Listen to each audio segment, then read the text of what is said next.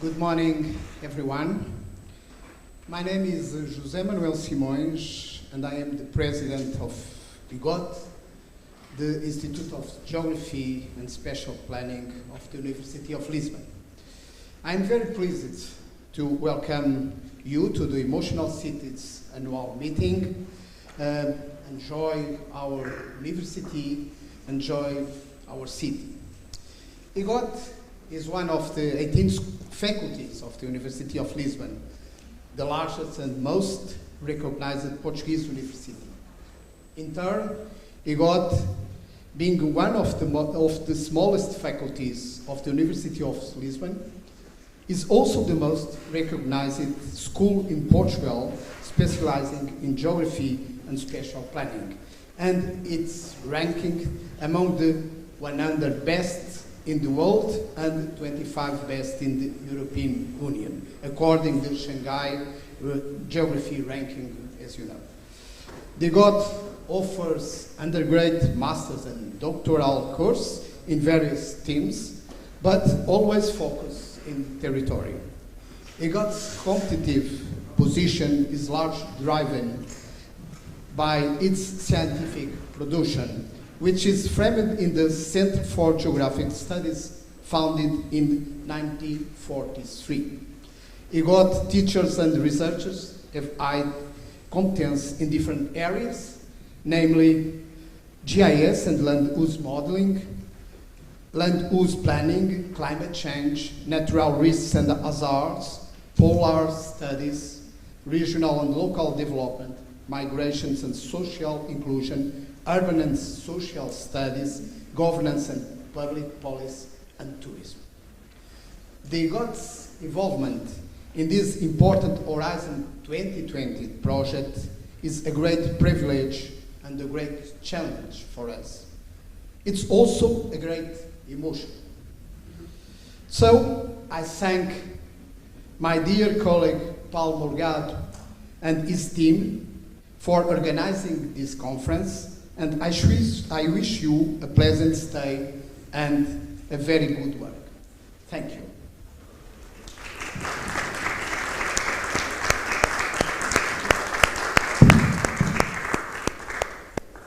Paula, the coordinator of the project, asked me also to present Professor Angel Millian, our keynote speaker. So, Angel Millian is Professor of Urban Design and Urban Development and currently serves as the Director of the Department of Urban and Regional Planning at the Technical University of Berlin. She is also the Director of the Global Center of Spatial Methods for Urban Sustainability and an adjunct professor at Michigan State University. Before this, she was a researcher at the Institute of Urban Affairs at TU Dortmund, Germany. Professor Millian studied urban design and planning in Germany, Spain, and the United States. Her research focused on participatory urban design, building and planning culture, with a special interest in the educational landscapes and development of multifunctional infrastructure. A recent research explored spatial knowledge in planning process. And she is the scientific advisor of this project and our keynote speaker for this morning. Thank you for coming.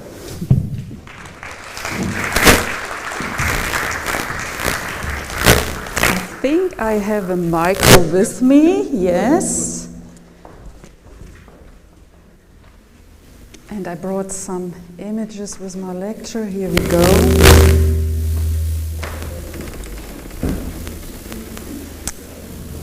Yes, thank you very much for the kind introduction. It's a pleasure to be here today. And I also had the pleasure to get to know the project of Emotional City a little better yesterday.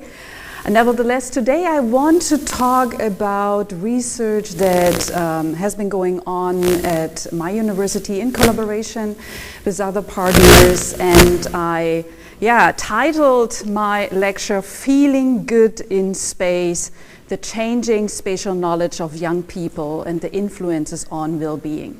You will note that I put the good in brackets because, for the sake of making a precise and timely presentations, I will focus a little bit more on the negative perception of space, and the focus will be a lot on young people, meaning that in our research we looked especially at the age groups of children up to young adults in the mid-20s.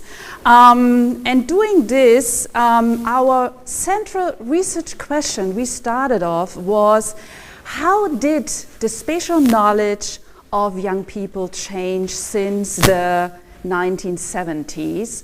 So looking at the past 50 years to somehow find out if we can trace changes, how young people use space, how they expand, or if there is a shrinkage even in spatial knowledge, to understand pretty much how young people think space today. So tracing the changes, but also asking ourselves, do young people today think space differently? Because they grow up differently, because they use other spaces, and so on. We wanted to trace transformations, and we also want to see that in the perception, use, and in the appropriation of space. With this glasses or with the view on young people, we are part of a much bigger research collaborative center that is called Refiguration of Spaces. It's financed by the German ministry, and it's basically a little bit comparable to eMOTIONAL City funded by the European Union, because it also consists of a large amount of people researching together. We are in total 75 cases, and it's basically from an also interdisciplinary perspective. So it's very much driven by spatial sociology. So the most people in this research collaborative center are coming from spatial sociology. And in addition, we have a number of people coming from urban planning, from architecture, from geography, from anthropology, ethnology, and also communication science. And we all have different perspectives on this refiguration of spaces. Some are rather looking at the institutional side, others are looking more on the very subjective side, on the individual's personal level, and this is where our project comes in. We are all jointly working on 3 hypotheses, saying that there is a change in the understanding of space, a refiguration of space that has been driven by something we would call polycontextualization. Very hard terms, I still am practicing them, also in German, which is basically coming up with an hypothesis saying that when we move in space, when we act in space, we have a multitude of references we are using. Would be have, for example, young kids standing in recess next to their school. They would hardly know, by the way, the neighborhood. They would know that the schoolyard is being monitored by surveillance technology. At the same time, they would talk, stand together, knowing they are being surveilled. They would chat via internet with their worldwide connected group of parkour enthusiastic people. So basically they're here, but in the same time they're making references to very different spatial contexts, to very different actions. And another hypothesis is the hypothesis of translocalization. It is the, again, interconnecting coupling of locations, which, by the way, we have done ourselves being in lockdown, which basically has been our spatial territory we have been using has been reduced to a microspace like home. But at the same time, I was connected with my colleague from Michigan State, for example, or my colleagues from TU Berlin. So at the same time, I'm very local, I'm very restricted, but I am acting very translocal. So there are these worldwide connections or local or regional connections we are having in every day. And last but not least, mediatization. I have colleagues who talk today about hyper-mediatization, a time where digital mediatization is at the rise, it's influencing our actions. And these three hypotheses are somehow behind our research and also behind the research I am presenting here. What did we do to find out the change of spatial knowledge of young people? We carried out a meta-analysis. Quantitative meta-analysis are maybe known to some of you. I know in regional economics, for example, or in medicine, it's a common thing to do these quantitative meta-analysis. So it's basically looking at research that has been done, not in a sense of doing a literature review, but more in a sense of looking at the data and rereading the data that has been collected in these different research projects before. Basically, we did the same thing, the qualitative meta-analysis. Looking at studies throughout the world from the 1970s up to today. We basically looked at studies being published in German, English, and Spanish. And we had, of course, a selection scheme of which studies to include or not. But the focus were all qualitative studies that took in consideration the direct subject of children and young people. By the way, if I talk young people, I include children and youth. And as you can see here, you can see the distribution of the studies. That's hard to see. And some scaling and in what years studies were taken. It's simply to give you a few impressions how we did the research. Of course, doing a meta-analysis has a very structured way. Doing a qualitative meta-analysis was quite a challenge. I could talk a whole session about that. And in the end, it looks very structured maybe to you, but this is giving you some impressions of our office. So what we did also is we found out to us it was very helpful to kind of like post our findings, cluster these findings at a big wall in our office. So the lockdown was indeed a challenge for us because we needed to transfer these ways of working to the digital world. We succeeded in the end, and I will only present you some findings that are very much focused on the spatial perception of young people. Nevertheless, to have an understanding what we mean with spatial knowledge and how we conceptualize it, I also want to give you insights to that. So to us, it is the very much socialized, subjective experience young people have in the perception of space. It includes spatial imaginations, emotion, effects associated with space. So here we have the connection to the Emotional City project a lot of you colleagues are working on. And we are trying to somehow trace these changes in spatial knowledge as it is structured individual actions and is objectified in several ways, in embodied, materialized, and spoken actions. And this is basically how we read these studies, how we analyze these studies that have been done from the 1970s up to today. What were the findings? I said at the beginning I will focus very much on the, I would say, negative spatial perceptions that were voiced in these studies, were pointed out in studies.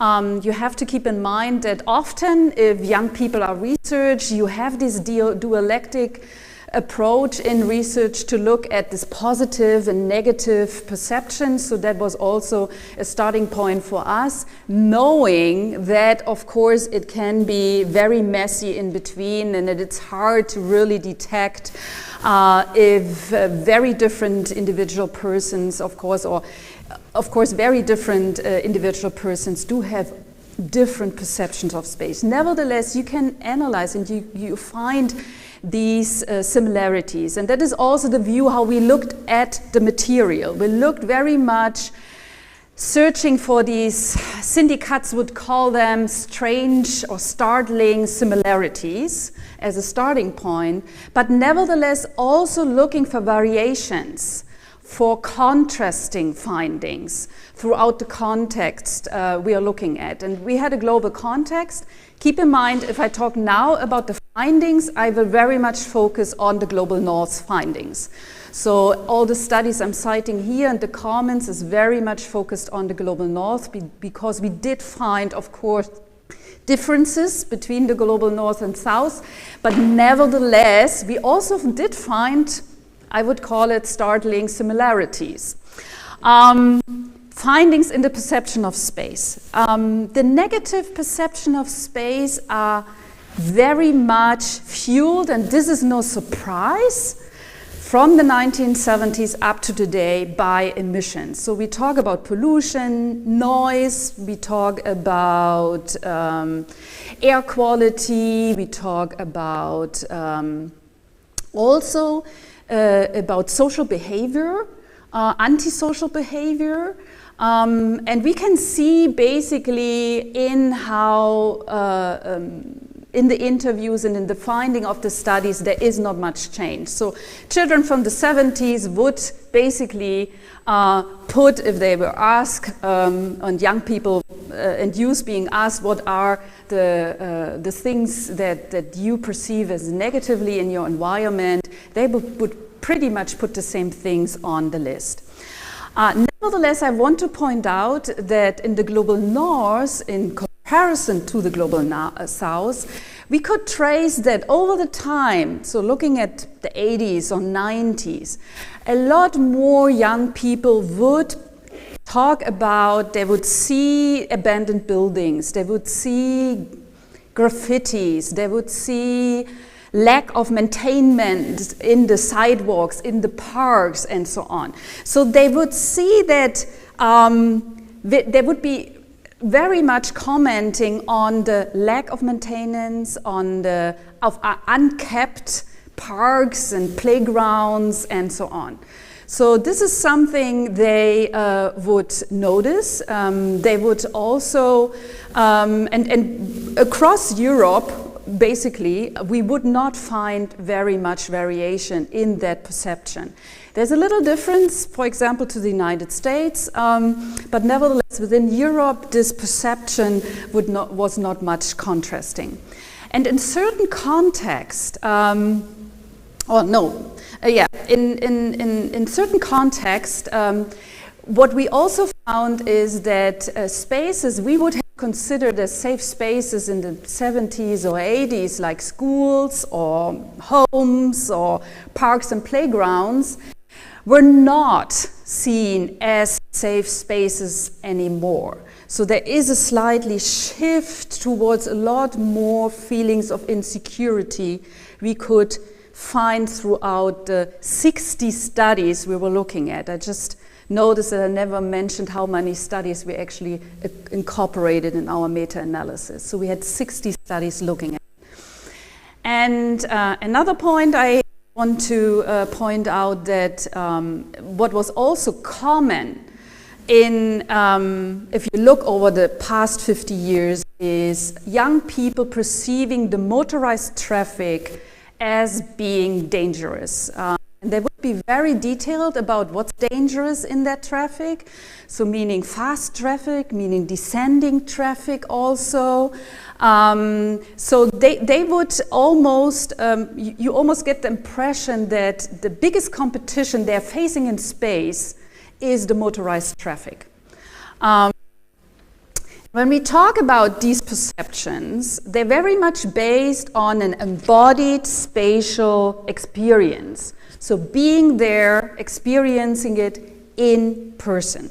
I want to I'm pointing that out because in the next step I will talk about these mediated experiences that also come into place. So I already mentioned that insecurity was something that has been always there, but what we can also see in the material is that a lot of the spatial perception young people have is influenced by feelings of insecurity. And this is rather a rising perception of that really influences a lot of spaces they use. And it is, of course, propelled by the narratives also of parents. So if you think of yourself, you probably would not, if you have kids, a lot of times we would not let our kids do what we did 20, 30 years ago. And reflecting upon that maybe is not a big news I'm presenting here in the sense of this rising insecurity that adults have, and of course, young people's spatial perception is influenced by that.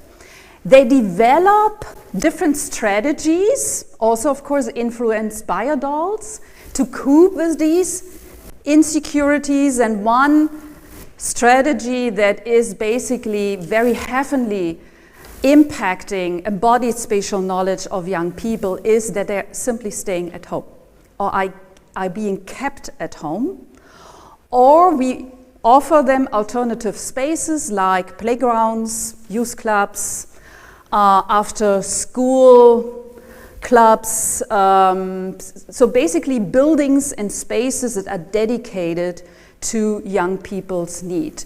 So child and youth dedicated spaces basically.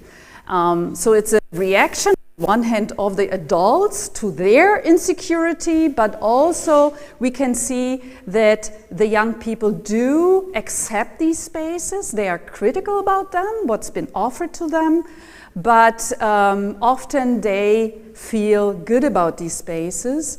And other spaces that come into attention, and it was a little bit a surprise to us, is commercial spaces. So basically, shopping malls are perceived as very secure spaces, not only by adults, but also by young people, because there they can roam basically maybe much like we would have roomed the neighborhood when we were young. They would room commercial areas, or in this case, shopping malls. So, and we can almost trace how the consumer child has been growing up with every stage of commercial development.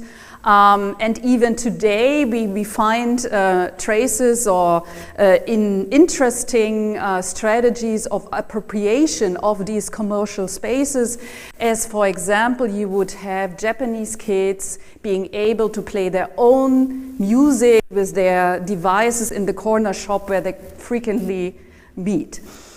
So these commercial spaces are an interesting phenomena to look at in the sense of a way to make embodied spatial knowledge. But in the end, we conclude, especially seeing this very much staying at home and reducing basically the territory you're using, that young people are having less embodied spatial knowledge. They can less experience space in person, or it is overlaid by something we would call mediated knowledge. And mediated knowledge has been there before. Even we have been growing up with mediated knowledge in the sense of books, reading books or getting knowledge from books, getting knowledge from TV, for example, print media, school education, and so on. The change is that the forms of mediated knowledge and amount of mediated knowledge has been rising by how we access basically information, how we influenced by media, different media means. And we have today, besides TV, we have video is not even a topic anymore, but we have social media, we are playing video games and so on. So throughout these quantitative higher number of media access, and I think the pandemic time has even accelerated this process, young people acquire also spatial knowledge, also other forms of knowledge, but spatial knowledge. They learn about different places, they learn about different spatial activities, and we can see how it influences their perception of the local. And to give some evidence out of the numbers of studies we looked at, so we can see that there is an increase of home-based activities and of course an increase of computer-based amusement and communication. A side effect is, for example, that male young people would be more at home. I mean, that is something. We have on the micro level basically a hidden spatial conflict coming because young women and girls are kept a lot more home from the beginning. Something I will talk about that in a little later. So now also boys and young men are staying more at home because they can exit the world. And through these computer-based amusements and communication. We can how these tools of accessing media, so the media forms, add affordances to space. And home is a good example. Being at home is not as bad because you have a stable internet there. And you can access the world there. So it's adding affordances to a space that maybe has not been as attractive before. But now it's basically the window to the world, and we can trace that, especially also outside, without the European context, where you may have not a widespread internet connection everywhere. That the attractiveness of home is rising. We find that the home itself, for socializing practices, for play, for and for other activities, meeting friends and so on, comes with side effects. For example, we have studies that pointed out that there is less knowledge of the physical surroundings. So basically you're accessing the world from home, you know a lot more about the world, you know less about your neighborhood. We could also see, and this was to show some variations, that young people with an extensive smartphone use have lacking attention towards the direct physical space. So you see less of the space around you and the social environment around you. But they perceive that also as positively. You maybe see less of this lacking maintenance I was pointing out at the beginning, but at the same time, because you are connected constantly with your friends, you have this window to the world of music and other interests you have, you can stand some of these public spaces that maybe not are as attractive, or the park is not as attractive, or the street is not as attractive. But basically these spatial affordances of being connected to the world is adding to it, and it's basically overriding your perception, your negative perception of a space. We also find one study in this was New Zealand, Carroll et al., that pointed out they rather looked at children. Before the studies were looking at young adults and youth. That when kids being asked, where would you go and get adventures? Some of them answered in the virtual world by playing games, computer games. That's my adventure. This is where I am getting adventurous. This also shows very much, is one example, how this differentiation we are making between physical world and the virtual, for young people is not as striking. Yeah, they navigate very much between these worlds. They see the benefits, they see the shortcomings. So we did have kids in other studies that pointed out, I like this space because there is no internet connection. It's an offline space. So they see this, they see the mediatization in space, they see the advantage of it. It's helping to cope them with some negative perceptions they're having on the one hand. It's keeping them more at home. And this, of course, has consequences for their spatial knowledge. Besides the meta-analysis, where we looked at these 60 studies, been done throughout time, 70s up to today, we did an own study. Basically, the idea was to do study 61 of the current time.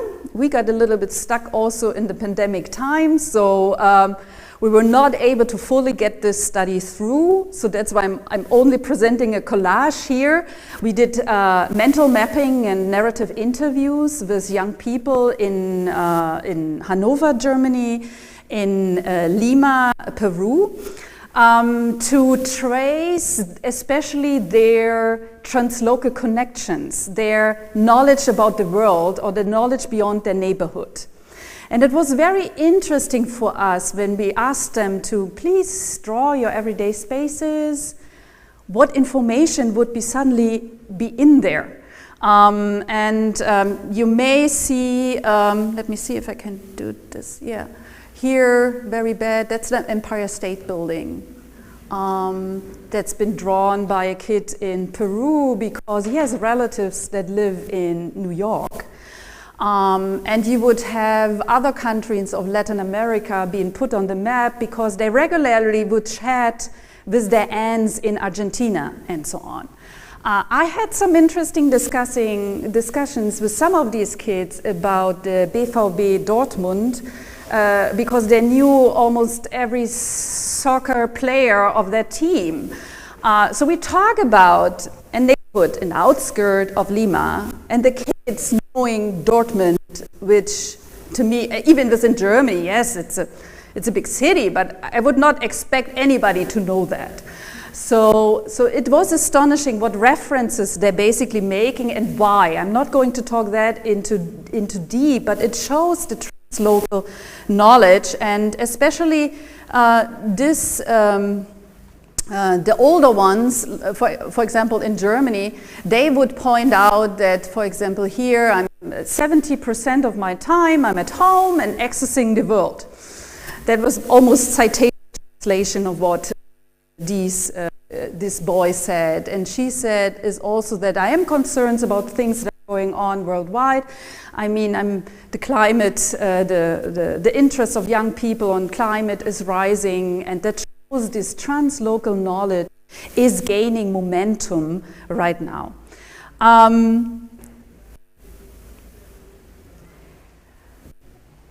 What influences spatial knowledge in the end also is something we could trace in the material that has to do with social control.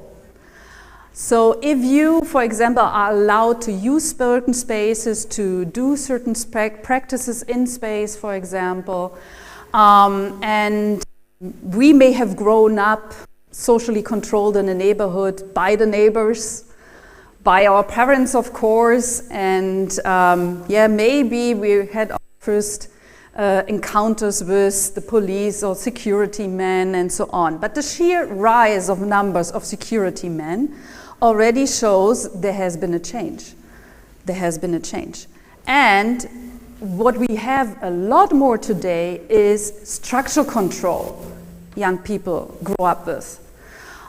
Meaning we have the surveillance technology out there, we have these child and youth dedicated spaces which are in the end designed by adults, what we believe children and young people to grow up. So, I mean, I'm doing a lot of research in participatory design to say it's not a common standard to have really young people, children, youth participating in the design of the spaces they use the most. It's often what we believe, also as architects and planners, is best for them. We have a lot more restrictions about how to use space. So in the end, if this adds up, young people today grow up in a lot more controlled environment. We talk here a lot about this pedagogization of space that in our designs, and here I'm talking a bit more like a design planner, we are basically seeking to assert a specific ultimate purpose to space, to public space, for example, by the material elements, by the design we're doing. So we're putting a bench expecting people to sit down. We all know how young people or children would use a bench, definitely differently. So we would design benches that cannot be used for skating, for example, because we as designers also learn how to do designs to somehow, and do plans, somehow get people in the direction we want them to behave. And it is in fact impacting a lot spatial actions, what you can do in space, and young people especially.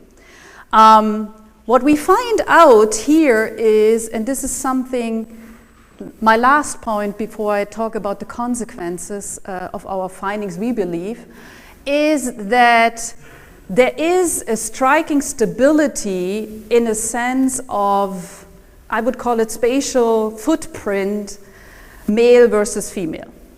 Unfortunately, we saw a lot of changes throughout the material, but the spatial restrictions, girls and female teenagers face are a lot larger than males, boys face. And that has consequences for their spatial knowledge. Spatial knowledge of young women and girls tends to be a lot more home-based, which is not as bad as we find some studies now. They say, it's fine for me to stay at home because I have good internet connection. Yeah, it's not as bad as, for example, growing up in the 60s and being stuck at home as a girl, not allowed to be alone in the park.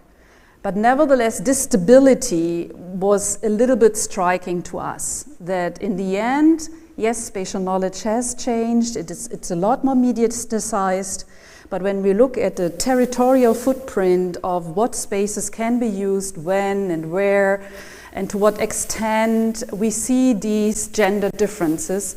So you did not hear me talk about these inequality aspects like economical issues or race, class, gender stuff, but the gender aspect is really something I want to highlight because it was so striking in the material to us.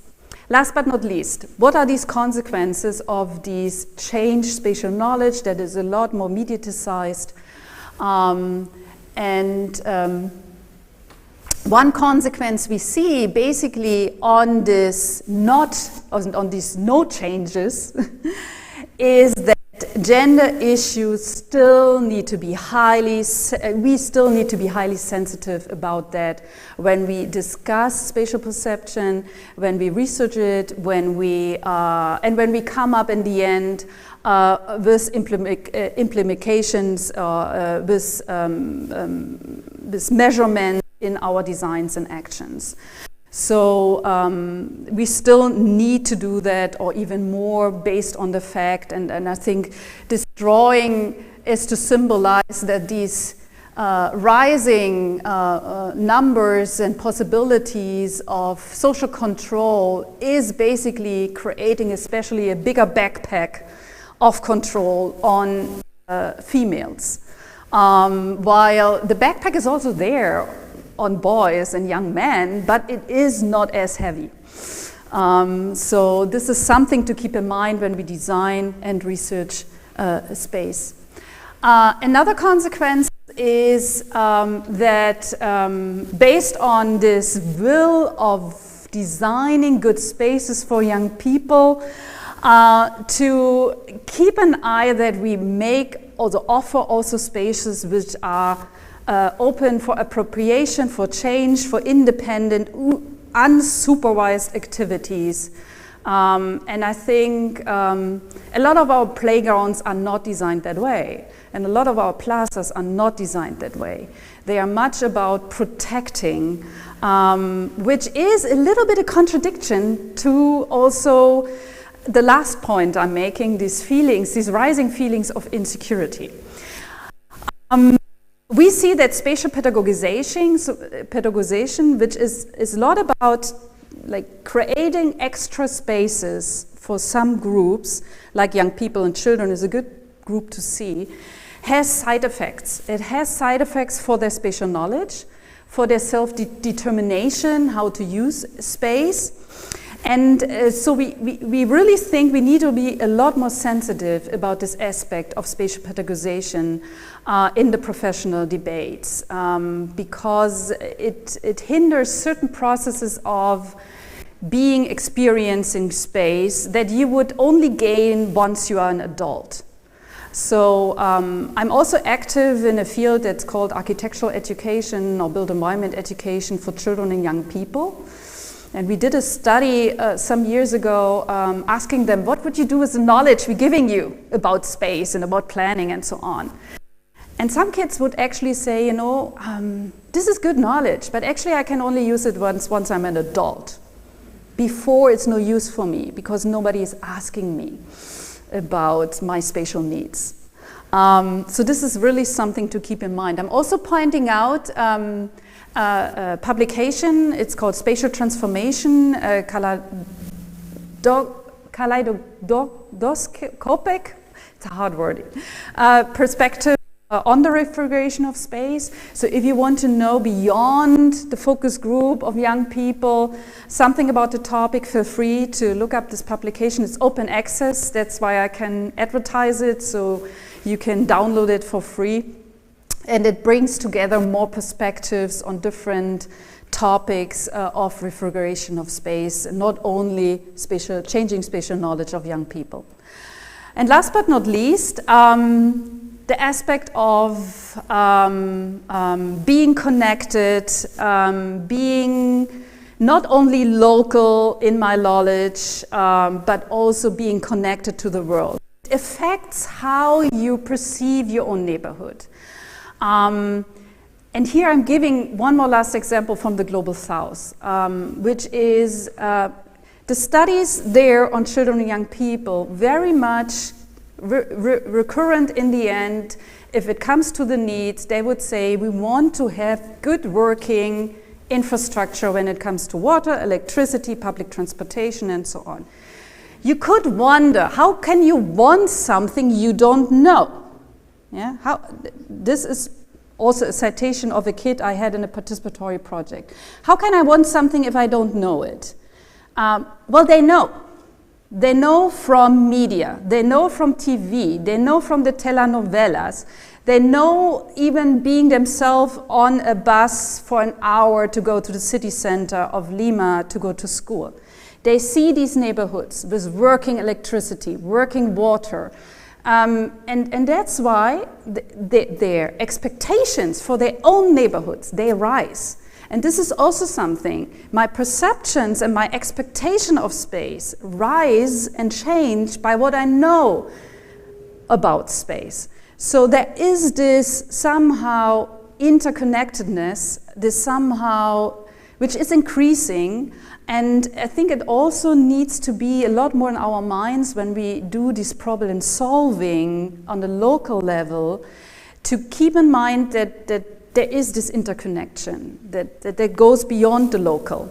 To have, like, to research that. Also to influence, sometimes the influence of outsiders on the local is much bigger through Twitter and other media, and we find studies out there that show that this influences the perception of certain areas, and again, it should also influence our approaches to planning. And in the end, we somehow did a dialogue between two kids from the 70s and today. So having a chat, what has changed? So to sum it up, a kid in the 70s most likely had the experience of being more simply out in space. Yes, having also fears. Yes, it has been dangerous and so on, but it has been a lot of shared spaces. And they were experiencing personal spatial control by their parents, by the neighborhoods.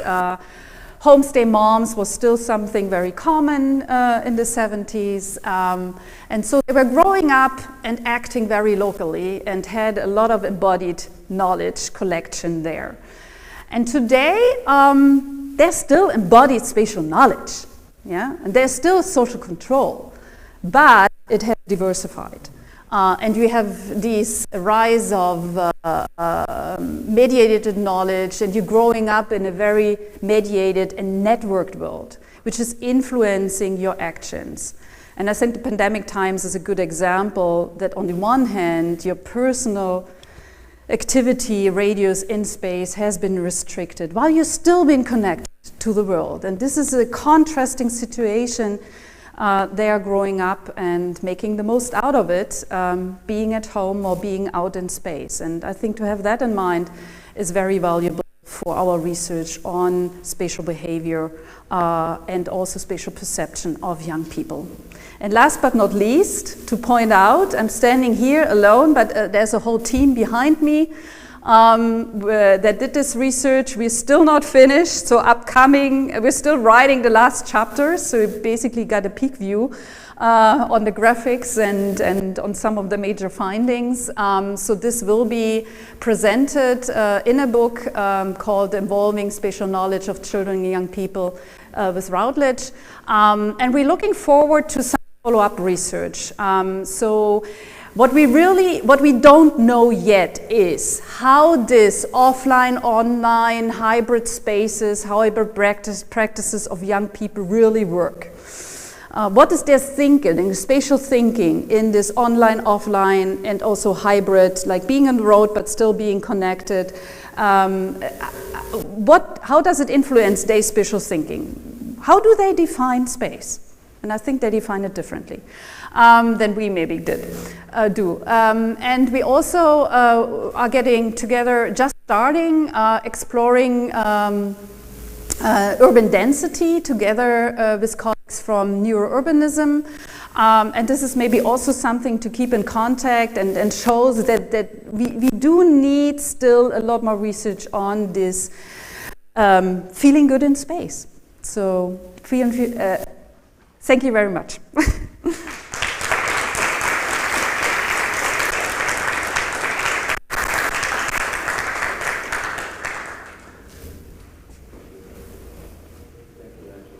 Thank you, Angela. Very nice presentation. We will leave the discussion for the end.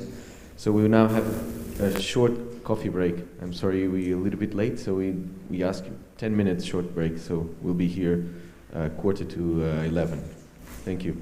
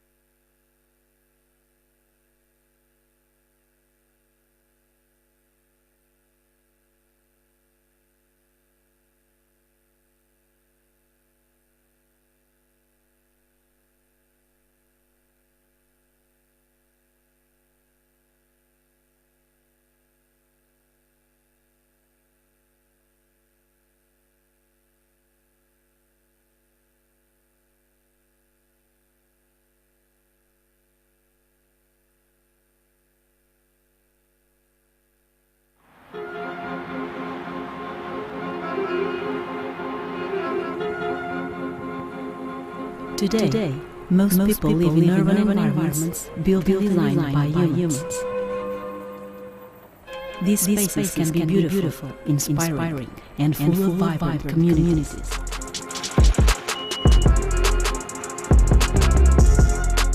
But they can also be polluted or to be urban stressors.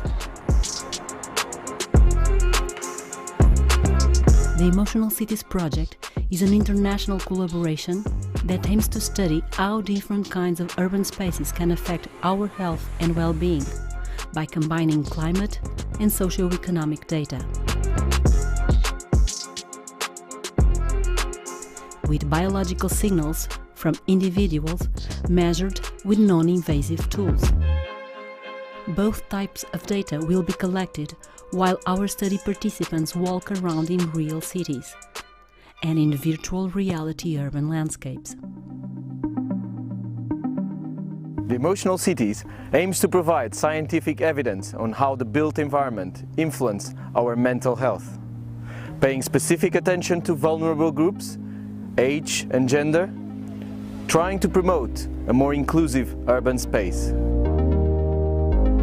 Create a spatial data infrastructure integrating multi-source with biological signals from individuals measured with non-invasive tools. Both types of data will be collected while our study participants walk around in real cities and in virtual reality urban landscapes. The Emotional Cities aims to provide scientific evidence on how the built environment influences our mental health, paying specific attention to vulnerable groups, age and gender, trying to promote a more inclusive urban space. Create a spatial data infrastructure integrating multi-source heterogeneous datasets, and to provide policy recommendations to improve people's quality life. We foreseen that the results of our study can inform policies for public health and urban planning, so that we can build healthier and more sustainable cities.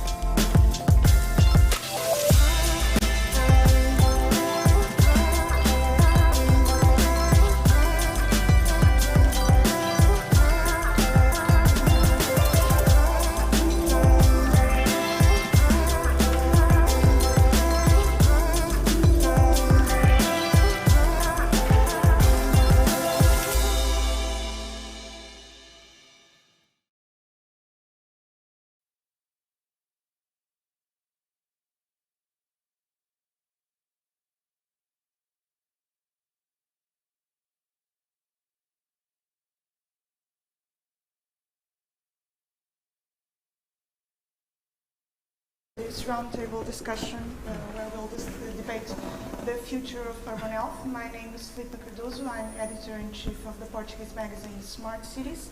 I would like just to start this panel to thank the team of Emotional City Projects for inviting me to participate in this debate. And also apologize in advance for the English. I will try to be as eloquent as possible. But we already have a great start of the day with Angela. Thank you for such a great presentation.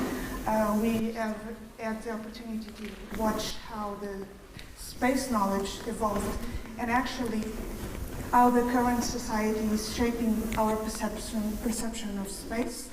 And the fact that urban space influences our well-being is something that every one of us has already experienced once at a certain point in our life. So there are places that make us feel more comfortable, places that we tend to avoid for some reason, places that make us feel sad, and also places that can give us a sense of happiness. So this is all normal, it's all okay. And at first sight, it might not be such an issue. The problem is when the urban space becomes a challenge, either because we are getting older or because we have developed or we have some physical or psychological condition. And by then we acknowledge that urban space really affects our health, and it has also the potential to improve our lives. So,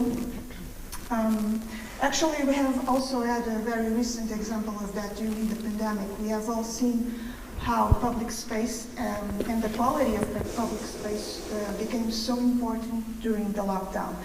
So what the Emotional City project aims is to better understand how the urban environment makes us feel, how these emotions impact our decisions, and at the end, how can urban planning influence those decisions for us to have a healthier life. The project focuses on a very specific target, people with mild cognitive impairment, and it will use advanced technological tools such as biosensors and virtual reality to monitor how these things happen in our brain, and also how can we simulate the transformation of urban space to better suit the needs of this specific group of people. So, at the light of the project, during the next hour, we will debate some of these questions. Can urban planning and public policies make a difference to improve not only the mental health of this specific group, but also the mental health of everyone else? And if so, how can we do it? We will have Angela with us for this discussion. So Angela, please join me at the stage. As you know, she is Director of the Department of Urban and Regional Planning at the Technical University of Berlin. But we also have other special guests. We have Miguel Telo de Arriaga. Please join me. He is head of the Healthy Lifestyle Division of the Portuguese Director General of Health, IGS. Also from the University of Lisbon, Paula Castro. She is Professor of Social and Environmental Psychology at IGOT and researcher at the Center for Social Research and Intervention. Mário is Professor of IGOT and also a researcher at the Center of Geography Studies. And from Turismo, Portugal, Susana, Macedo.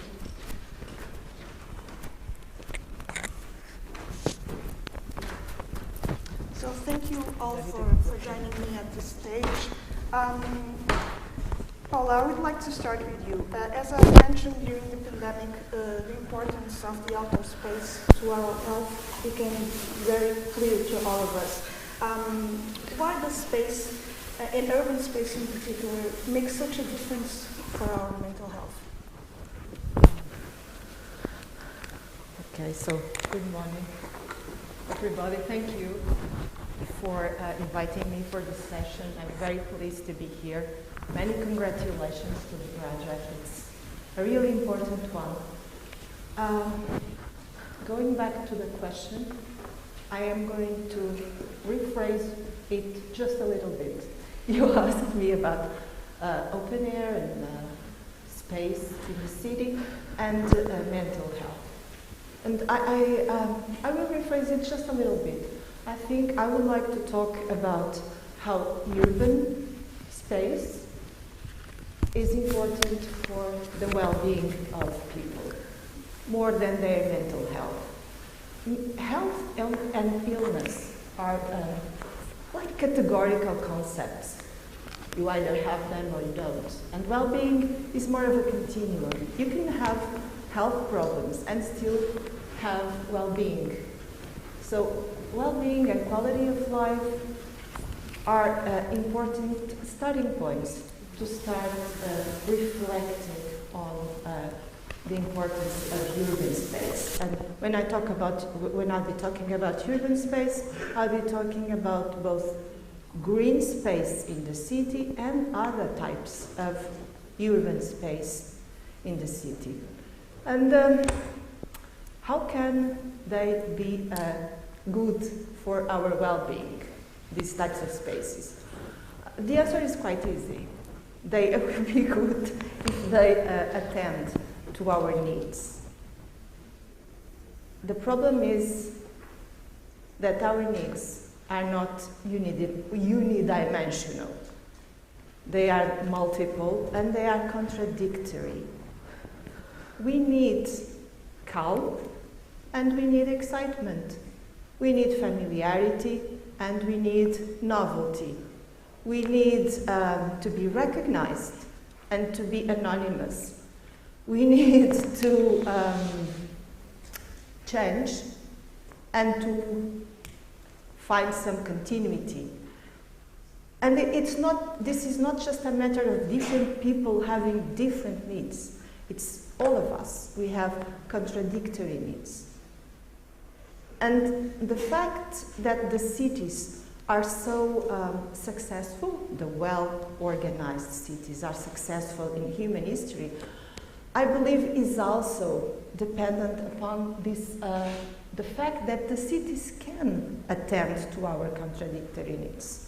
A small village can give us community, identity, familiarity, but it cannot give us novelty, excitement, new things, transformation, change, and the city can. So the first thing we need to consider about needs, well-being, and urban space is that we need different things, all of us, not just one type of things.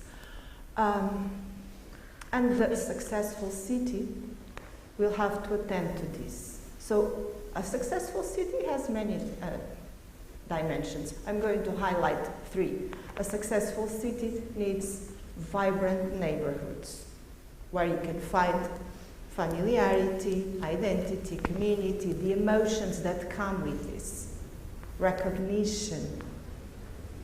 And the literature shows, from social psychology, from environmental psychology, from urban planning, the literature shows that a successful, a vibrant neighborhood has to have both formal and informal ways of organizing its space. It needs anchors, a place, a house in the neighborhood where people can meet to create neighborhoods. But it needs also informal spaces, benches or places where people can informally meet.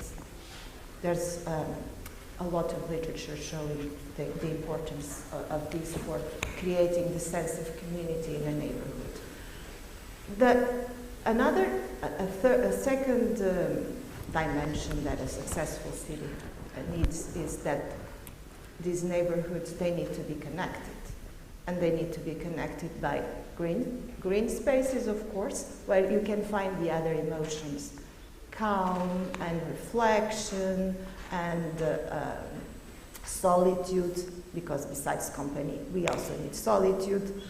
And you can find this in green spaces. And what research shows is that even these green spaces, they should be diverse. Biodiversity is important even in urban green spaces. So green spaces, a second component. A third component is what I am calling here anonymity spaces. Like malls or the center of cities, places where you can go and you are not recognized. And you can experiment with different identities. You can be a different self than the one you are in other places. These are places that are lived, are experienced in very different ways by different people. The conference has already showed, for instance, that both women, young people, migrants, they do not experience these places of anonymity in the same way as men do or nationals do. And this, so our job, our task for these spaces of anonymity is to help to design them in a way that helps mitigate the inequalities that exist in society. Because of course, urban space, as all space, incorporates the hierarchies and the inequalities of societies. And the emotions that people experience in the same space are also dependent upon these positions they occupy in society. They're not all the same in the same spaces. Thank you. Miguel, DGS became such a vivid presence in our lives these days. But my question is the impact of urban environment already being taken into account when DGS develops its rules or recommendations? Thank you so much. First of all, let me take my mask. My first words are to congratulate you about this project and to those that are working on it, and also some words for the colleagues that are in this round table. It's a pleasure to be here with you. Of course, the DGS has been working on this field area for several years. In all of the policies that are produced, of course, they have into account health and environment. It's an issue that we need to tackle more and more. And let me just give you an example. As Paula was mentioning just some seconds ago, I would say that we have the bigger challenge that move from the academic part and move from the studies and make them reality. And that's kind of a huge challenge when we move from the things that we know that are correct into putting them into practice in our recommendations, in our rules, in something that we call health in all policies. And health in all policies, it's a strategy, a development, a policy approach that is absolutely decisive to put into practice all of the things that we know that work. But that's a huge challenge because there are some things that we can change. There are some other things that they're really hard to change. There are some things that we can start from the beginning, but some other ones are already produced, that are already made. So the approaches that we need to take into account are completely different based on the challenge that we need to face. And there are several things that we work on, and let me just give you an example. In a city, if you build up a number of buildings in some specific areas, the temperature can increase in the city center like 1 or 2 degrees. And that happened also in Portugal in some places. We don't need to mention them because they are well known by all of the colleagues. But we know that this is a field area that we work a lot on, seasonal health, something that we call it, and we work mostly during the summer, but also during the winter time, not only because of COVID and flu and virus, but also about people behavior. And we know that especially during the summertime, heat waves, and with the climatic changes we are having it more and more frequently, we know especially with heat waves, these issues of urban planning are tremendously important. And this well-being perception that people have is, of course, and definitely reflecting on their health. For example, we know that during a heat wave, if people don't find the opportunity to get in a cooler place at least for 2 or 3 hours a day, the morbidity and mortality will increase. Just look at the data and you will see it. It's unbelievable, the relation and the connection and the correlation between high temperatures and mortality and morbidity. So this is like a huge challenge. And let me tell you that the things that we are working on, and DGS being like a house of norms and rules, that is well known, but it's been working for this in different subjects, not only on COVID. But the pandemic showed also and highlighted the importance of this urban planning. We worked a lot also with tourism and with the different departments to see how can we manage to improve the perception of people, but at the same time to provide them real safety. And that's the most important issue, because it's not only about perception, it's about being effectively protected, in this case, from a virus. And here we need to move into different aspects. The first one, it will be planning, but the second one, and let me add this on your markers, that I believe it's behavior and cultural insights. And this is absolutely decisive. We are learning a lot on behavior and cultural insights because we have a task force which I'm part of, and we are having really good results. But for example, I usually say that we need to make the healthy choice the easy choice. And this is a challenge, to make these healthier choices to be the easiest choices for people. Because we are having lots of things happening around us. But for example, this is the part where it's important, and I will give you an example of a policy that was implemented. It's forbidden to have some stores that sell candies and sweets for children close in the proximity of schools. Because we know if we move them, the behavior of the children on buying these kind of products will also be changing. So to promote this kind of policies and to political measures, it's one of the tools that we need to use when we are planning our urban approach and I would say even urban behavior. But this behavior and cultural insights, I think it's absolutely decisive. We were talking during the break about not only to work in an urban big city, but also to work in small villages, in small cities, where the approaches are completely different. And here the cultural issues are absolutely decisive and they have to be into account. Behavior, culture, and all of these combined with the urban part that should offer people easier choices and easier approaches to promote the well-being of themselves, of course. That is great to know that you are aware of all the importance of urban environment. Mário, we have learned with Angela about work in the research field, but what about in Portugal? How is the academia looking into this link between urban environment and health? Okay, thank you for the question, and first thanks for the invitation for being part of this roundtable. It's a pleasure to be here with you. And of course, taking off my mask, yes. I think that institutionalized planning always have in mind health concerns and health issues. The first interventions are basically to solve part of the industrialized cities. We see examples since the mid-19th century, so the concerns with water, sewage, pollution. So these are really concerns on urban planning. And we all learn on our textbooks about Haussmann in Paris, like the clearance, slum clearance, and open large big avenues. On the basis there are also not only social control but also some health concerns.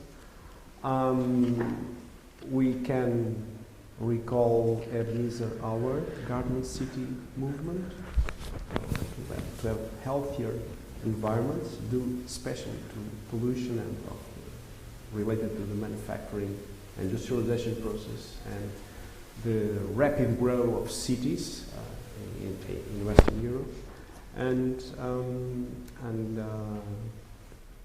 particularly I recall Patrick Giddy's with his idea of regional city, so a city that is articulated with the regional hinterland, with the rural, with the nature.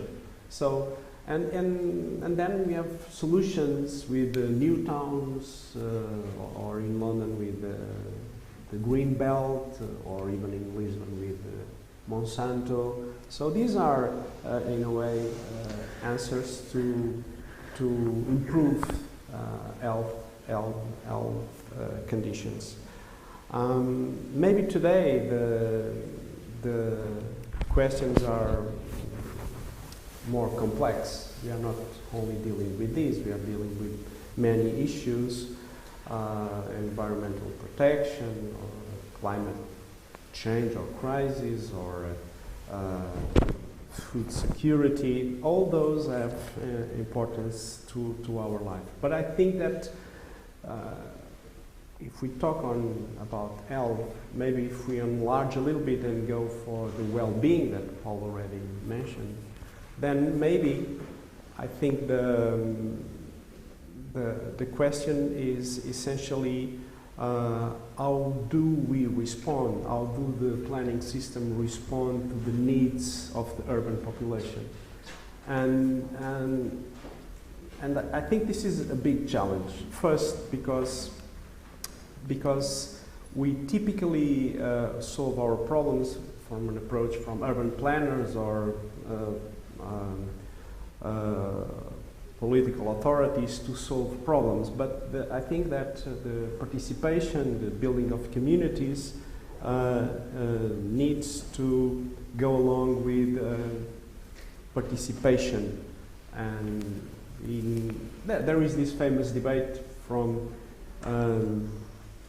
Moses and Jane Jacobs in New York, and you see that when you try to, for instance, slum clearance for healthy reasons, in the end it didn't result. And in the 70s, we all agree that the modern planning era came to an end with the implosion of Pruitt Highway in St. Louis, Missouri, where you have all the new urbanization with new equipments, maybe some green areas, but in the end, it was not properly maintained. People doesn't feel the sense of community, and then you have other sort of problems. And in the end, well-being is about social relations, and the social dimension is really important. So this is a big challenge. And in Portugal, I think maybe this is, of course, debatable, but we are here on a debate, right? Mm-hmm. I think that public administration has some, although it's improving, of course, but has some difficulty to really integrate the public participation in a meaningful and serious way. Because our planning culture is different, so and we are in a transition that how do we try to find the most adequate technical solutions, but at the same time respond to neighborhood or communities' wishes that sometimes are confronting your ideas of city organization. And I think basically this is a challenge for all of us, academia, of course, but also political and practitioners, professionals, and communities also learn how to participate. You have to learn how to participate. So I think that's my view on this. Okay. Thank you. I would like to go back to the participatory importance after that, but before this, let's talk a little bit with Susana Macedo. Tourism was hardly hit by COVID crisis. How was your experience with the Clean&Safe label project, and how do you think this topic we are discussing here can help you in your experience with the project? Okay. So, good morning to all. I want to thank the invitation to participate in this session. I'm very pleased to be with my colleagues of the panel and with you. I want to start for apologizing for my ill English. I'll do my best to make me understand. So I believe that health, the issue of health, it's definitely into the concept of sustainability, which is a key factor for the future. We with Clean&Safe was a very quick response to the context of the pandemic of COVID-19. It was an attempt to help from the public. It was an attempt from the public sector to help tourist companies and not also tourist companies, but also companies from related sectors. We tried to cover all the activities more important for the touristic experience in the destination. So it was the main goals of this project, Clean&Safe, were first of all to help companies to know which measures should they implement in accordance with the guidelines of our national health authority. We worked very articulated with the health general directorate, and this was the main goal, to help them to know which measures should they implement in their spaces, to help them to implement these measures, and on the other hand, it was a way of generating confidence not only among tourists, but also in the company's employees, because after the lockdown, it had a great impact in people's confidence. Not only tourists to restart traveling, but also on people to go back to work and to feel safe and confident. And so what we did was to working in straightly with the National Health Authority. We tried to identify requirements and measures that should be immediately implemented by the companies, not only to make their spaces safe spaces, but also to make people feel have that perception of safetiness, and in that way to help the resumption of activity after the lockdown. It was a very quick answer. In this, it was at the end a stamp, an image that is associated to the company, and to recognize companies which are compliant with a list of requirements identified, and so communicating this helped generating confidence in tourists and people to attend these spaces. I believe the COVID pandemic brought and highlighted these needs of sanitary sustainability as an important aspect of this broader concept of sustainability. Thank you. Angela, academia can produce a lot of knowledge about how to design and plan healthier cities, but at the end of the day, to make a transformation is all about a political decision. How can, from your experience, how can we raise awareness among those who are the decision makers?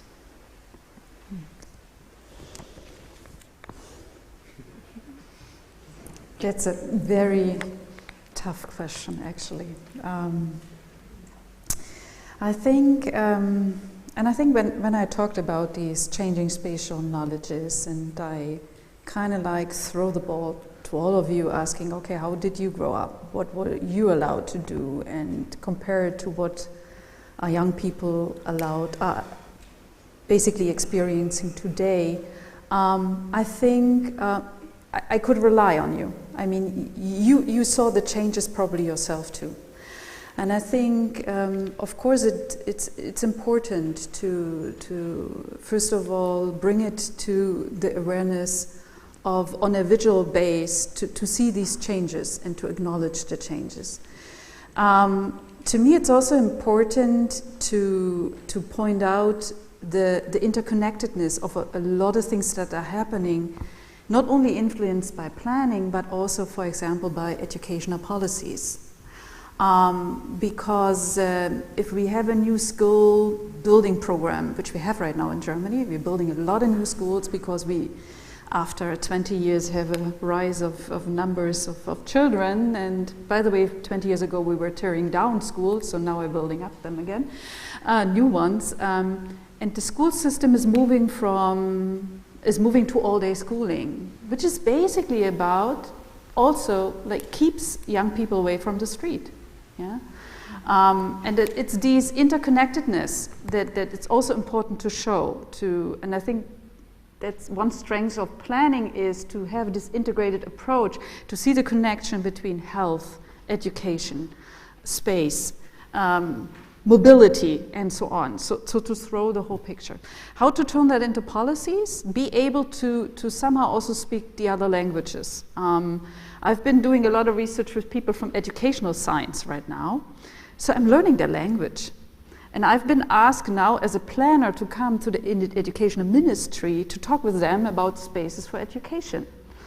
And so I think as we researchers move to more interdisciplinary research, which enables us by terminology to talk about neurourbanism, for example, which I'm not there yet, I really have to say, it helps us to bridge some of these singularities of policies and to move towards more integrative policies. It's still a hard task, but we're getting there. I think it's also a skill. I think We have a big debate also in Germany about knowledge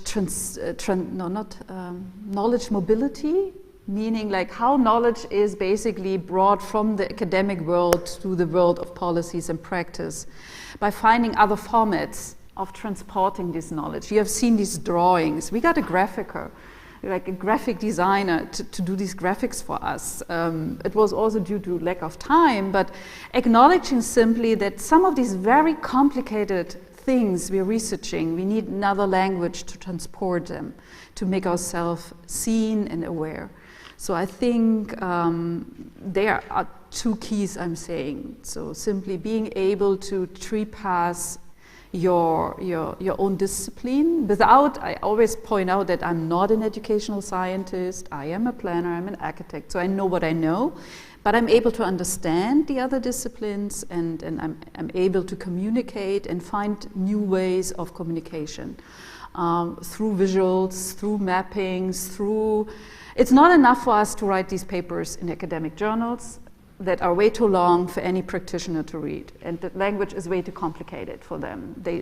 So we do need to somehow also play on these different forms, and this is tough because I always stress I'm not an entertainer. It's not about like trying to be a good entertainer. It's about getting academic information across, make it understandable, and be part of these policy making too, which is tough. I mean, we don't have much time. We are all into research, and when you ask to be part in these committees, it's always tough to make them fit. I hope media can also help you to make the bridge with politicians in sharing knowledge. Paula, actually we have seen a trend in the last couple of years. There are some cities that are investing in public space. They want to improve the quality. We have more green spaces. Also, we want to take the cars out of the cities. I would like also to have the concepts like the 15-minute cities. In your opinion, are these options better for mental health of citizens? Again. I think in my perspective, you're asking me questions about the relationship between urban spaces and well-being of people. And you've asked me questions that I have to reflect upon by making a distinction, which is important for your questions and probably also important for the Emotional Cities project. The distinction is between direct impacts and mediated impacts. There are direct impacts of what happens in urban spaces. Of course, if you are exposed to pollution or to heat waves, we are going to die. We are going to be unwell. But there are a lot of non-direct impacts, of mediated impacts. What are mediated impacts?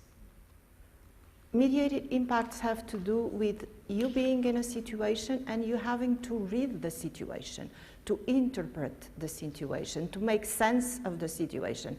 And for making sense of the situation, what do? What do we use as resources? We use our own usual way of narrating ourselves, the way we place ourselves in time and space, how we make sense of ourselves, is the first way of making sense of what is happening when we go through a urban space or through a green space in the city, through a place with cars or without cars. This is one way. Another important dimension in the mediation of what we experience are relationships. A geographer already said this. Relationships are the most important way of making sense of what is happening with us in urban spaces or other spaces. When we talk to people to make sense of what's happening to us. When something important happens to us, we ask, what do you think? We call someone. We talk to someone. And this is important. And by doing this, we develop shared resources for making sense of what is happening. More cars, less cars, etc. And a third important dimension in making sense of what is happening, of what I'm calling here mediated impacts of urban spaces, is our position. We occupy different positions. We are women or not, or men. We are migrants or nationals, young people or old people, and our positions have importance in how what's happening outside impacts the inside, let's say. So an important challenge for this project, that, as I see it, is this, distinguishing between direct impacts and mediated impacts. And this is a real challenge, because we know there are direct impacts and mediated impacts, but we don't really know where the border lies. And defining where this border lies is a goal, a task for research, and it's a hard one, of course. So I'm keeping my hopes on this project for helping us to better understand in the experience of the city what are direct impacts and what are mediated impacts. This brings me to a final number of ideas, so like a conclusion.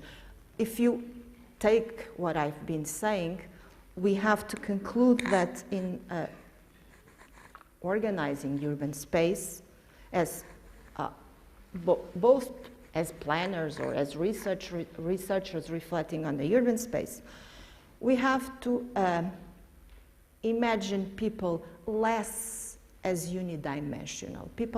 You cannot imagine people as unidimensional. We cannot imagine people as all similar. People are not all similar. So what we should do more is ask people.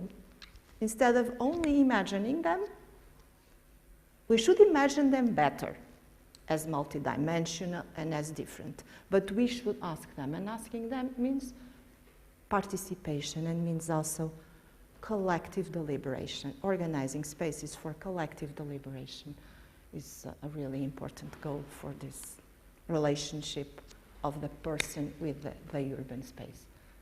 Thank you. There are some great notes to the team of the project. Miguel, also the Emotional City projects targets a very specific population, people with mild cognitive impairments, which is also related to an increasingly aging population, as we know. This is one of the major concerns for the future, but I can imagine there are others that we have to address. Can you point out another public health challenge that we must address in thinking cities for the future? Thank you so much for the question, but I would say that we need to work for everyone. Because even when we think about the elderly, we think and we consider the elderly as being like the sum of every event that you have in your life.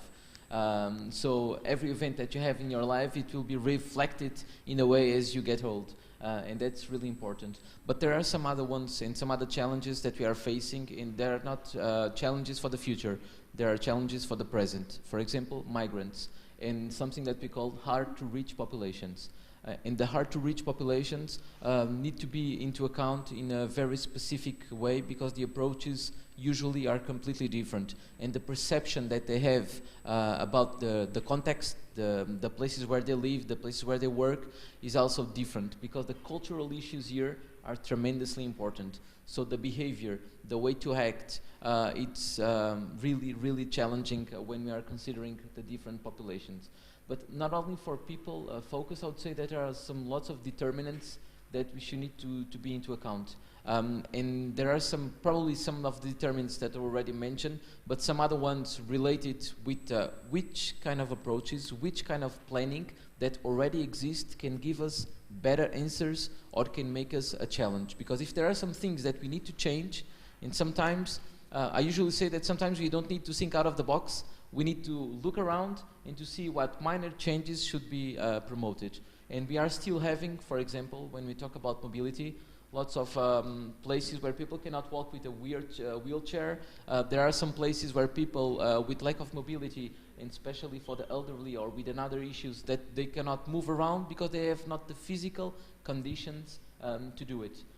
But here we aggregate some different answers that I believe that we should also highlight. In some places, in some streets, in some villages, even in the big cities, the neighborhoods sometimes organize themselves, and we saw that specifically during the pandemic, where the neighbors put something written down on the elevator saying, if you are not able to go shopping, please let me know, I will be happy to go for you. But even before that, we knew, and we have some very good projects with the National Guard, with the police, where we know there are people that they don't leave their houses because they cannot go down the stairs and then go up again. And there are the small shops that go to people's house and to offer them this possibility.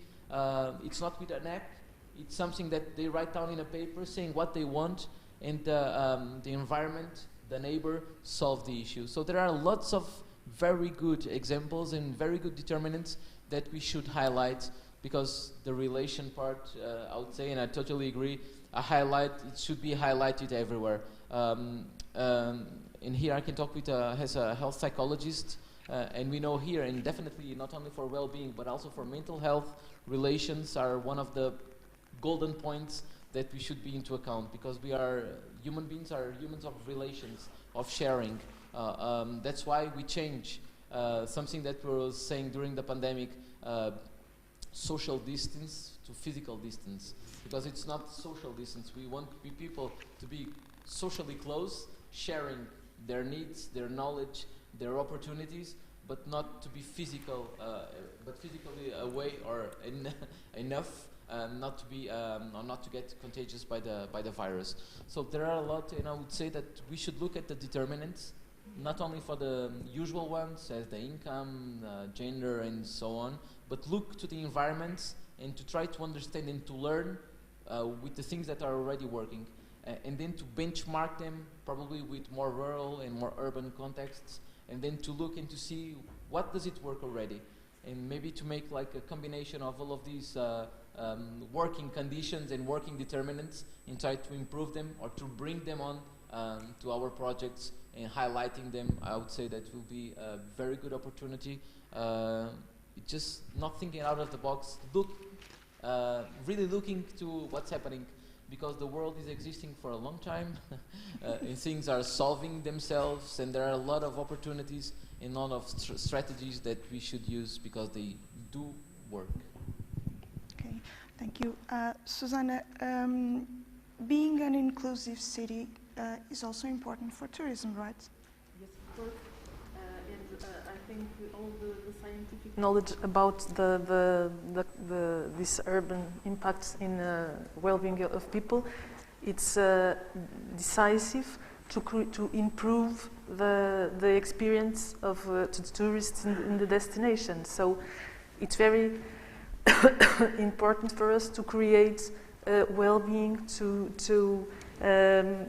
improve the experience of the tourists. And I'd like to say that with this Clean and Safe project, we ensuring the physical distance, we found a model of getting closer to the tourist companies. Within this project, Turismo Portugal promoted the training sessions directly to companies where to help them to know the measures and to implement.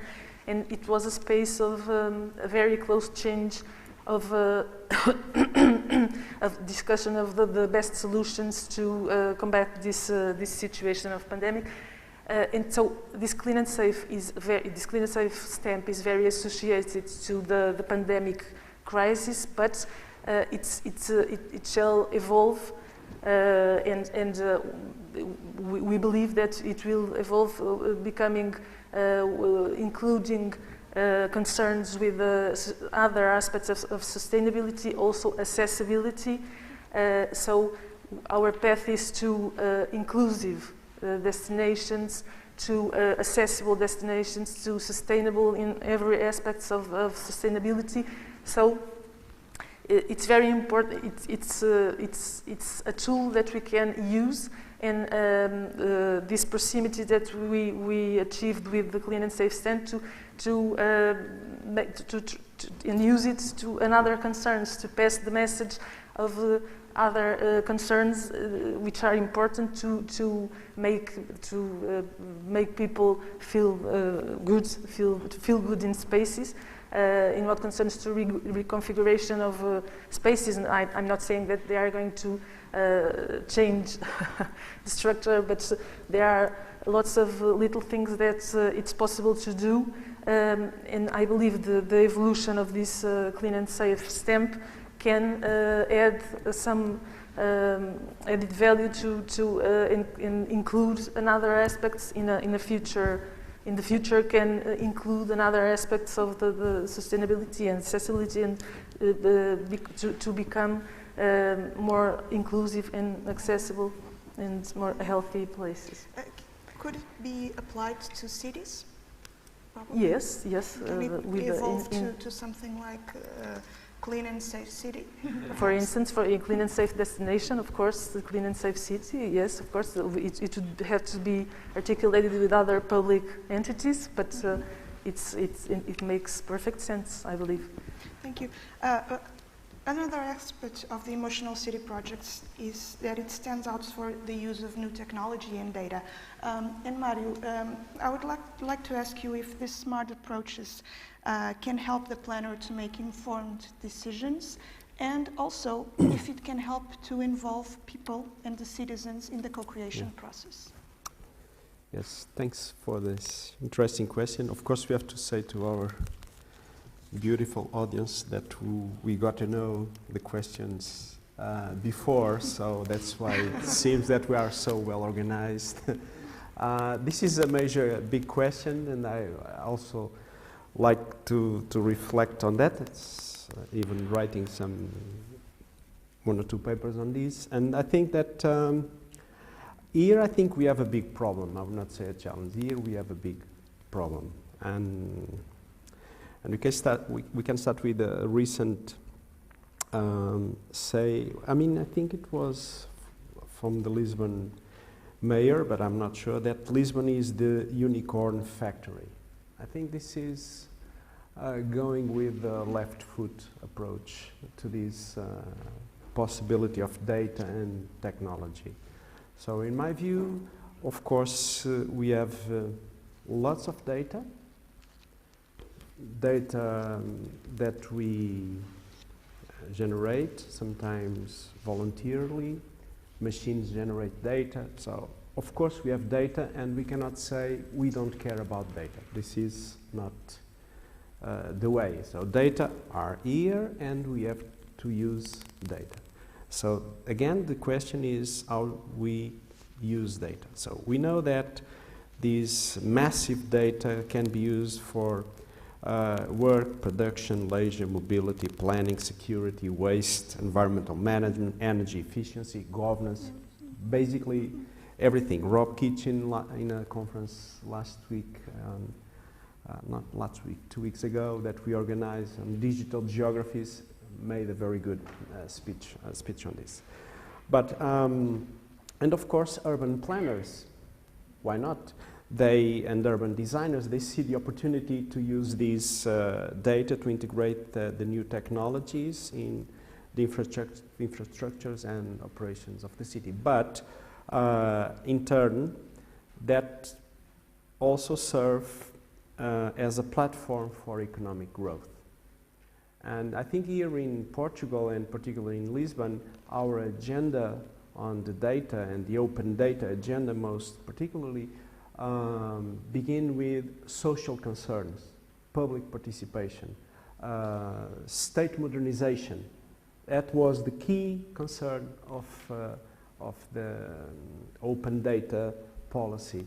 But in the end, I think this agenda, I'm not sure if the word hijacked is a little bit strong, but the agenda was, the agenda changed, and now it's much more about startups. We even wrote a paper calling Startup Urbanism, because that's more or less what we felt. But remember that I think that technology development maybe is, although difficult as it is, I don't know nothing about probably. I think that difficult as it is, I think it's the easiest part of it. I think the difficult part is where the real challenge is in designing and deploying these models in the city. Governance, regulation, access, participation, representation. I think all this is a little bit unclear, let's say, to the minimum. And so smart cities, if you typically see, although this is different across cities, because we're talking about cities as cities are kind of one kind of spatial entity, and we know there are different sorts of, the agenda is unfolding in different ways, variegated ways, and for instance, I think Barcelona has a much more social approach to this smart city agenda. But in practice, I think that, and coming to what Angela already said, I think in the end we need to think about more integrated policies. Because so far, we generate data. Data is extracted by firms or startups or different entities to create new products or services. Not sure if it is to empower people. And empower people, yesterday we heard on Jacques Lévy session, empower people means turn someone into an actor. And I think that so far this civical digital participation is not really social participation. I think this is really important, and I think most I think our work as academic people, I think, is to concepts travel a lot. Policy mobility. In the recent book, I think Peck and Theodore talk about fast policies, because policies travel very fast across space, across elites. The real problem is then how practitioners, people, communities then experience these policies and translate, implement, practice. And I think that's where we need to work. So far, on my view, and going exactly back to your question, is that smart city has not created any social or political tension, at least big tension, because this thing is discussed on data, managers, entrepreneurial organizations in the city hall. It's not really yet, the agenda is not really yet dialoguing with the urban planning. When it will happen, I'm sure it will, then we'll have more contestation, because the cities are spaces for social, political fight and contestation. I think that what is important for the Emotional Cities project, that I am glad to be part, although it's very challenging. Thank you, Paul, for putting me on board. But I think that is not having here someone from the local authorities, from the data departments, but also have people from the planning departments, because so far I think this has been treated like two silos and not yet really entering dialogue. I think this is an important issue and we need to integrate both. So it's about integrating policies, I think. Yes, indeed, and also because smart cities is still seen as a business, so it's difficult. Angela, the final question, also related to this, this trend of using new technologies for planning cities.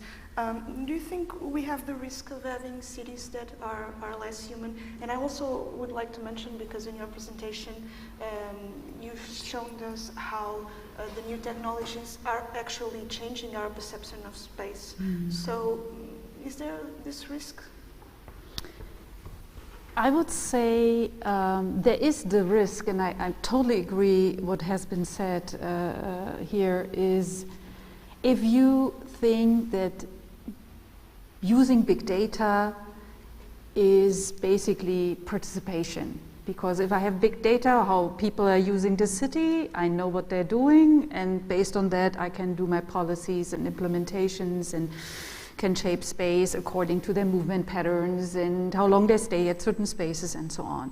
It reminds me, I was smiling a little bit when you talked, because on the plane coming here I was grading papers from the summer term, and I had one of my students arguing, it was his Chinese students, that major city, I don't want to say the city in China, they were basically exactly doing that. They were data mining everything they could get from their citizens, and he was proclaiming this as participation. Yeah? And there is the danger that based on this big data makes us believe we know everything we need to know to better do transportation system, mobility systems, space designs, and so on. And I think that is important to acknowledge that behind modeling this data, there are persons, there are algorithms that's been put into place. We don't know what are the final settings or the starting settings of these algorithms. So it's basically, it's a little bit like statistics. Don't believe in statistics that you have not manipulated yourself. So I think to really make advantage of big data, of new technology, is to make it transparent. What does it do and what it can't do, and be aware of that. And I think the challenge here, or I would say a potential, is what we basically have been trying, I think also in planning, to bring bottom-up planning approaches and top-down and bottom-up planning approaches together, to have an ear on bottom-up initiatives, which is still challenging on the one hand, and at the same time see what you can do with state-led or community-led planning and so on, to bring these two approaches together. And I think we need these two approaches also to when we work with new technologies and so on. But yes, there is, I would say, a generation growing up that knows how to use a lot of these tools, that doesn't know at times what's behind it, so how it is basically manipulating yourself. So this education is happening, but still we see there is a big gap, a big easiness about privateness of data been given. So it will be interesting how this actually develops in the future. But there are risks I see, and I think we still need to have an eye open. We need to engage in these discussions. We need to understand the modeling of these data. And there is a lot of communication between us and researchers and planners and designers still to be done, and citizens to be done, to really make advantage of that, what technology is offering us, to design actually better spaces. And in the end, it's all about, yes, inclusive spaces, walkable cities, healthy cities, and so on. It's about enabling cities, giving people the chance to live a good life. And with all the contradictions, it's not about making city perfect and all spaces beautiful. We know from German cities that are the most beautiful cities, touristic spots, and so on, they don't tolerate young people on the plazas because they disturb this prettiness of the city. So it's not about making cities perfect. We live on these contradictions. I like that very much. So I think it's also important to keep in mind with all this technology and data we have, it's not about making every corner of our city perfect. It's making them, enabling them.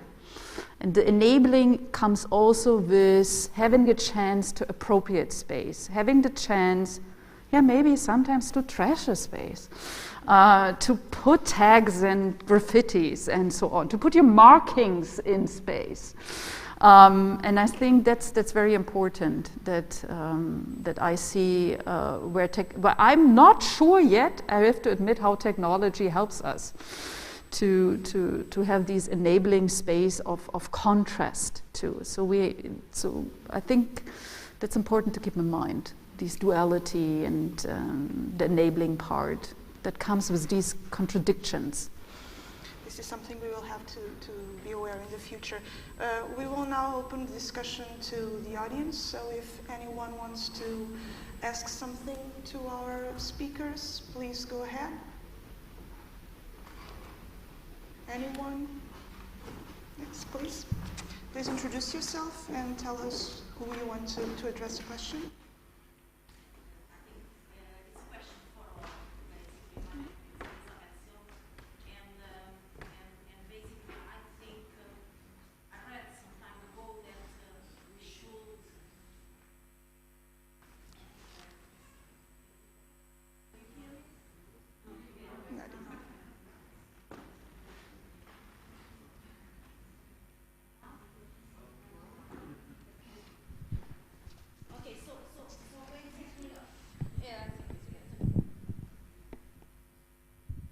Better? Okay, wonderful.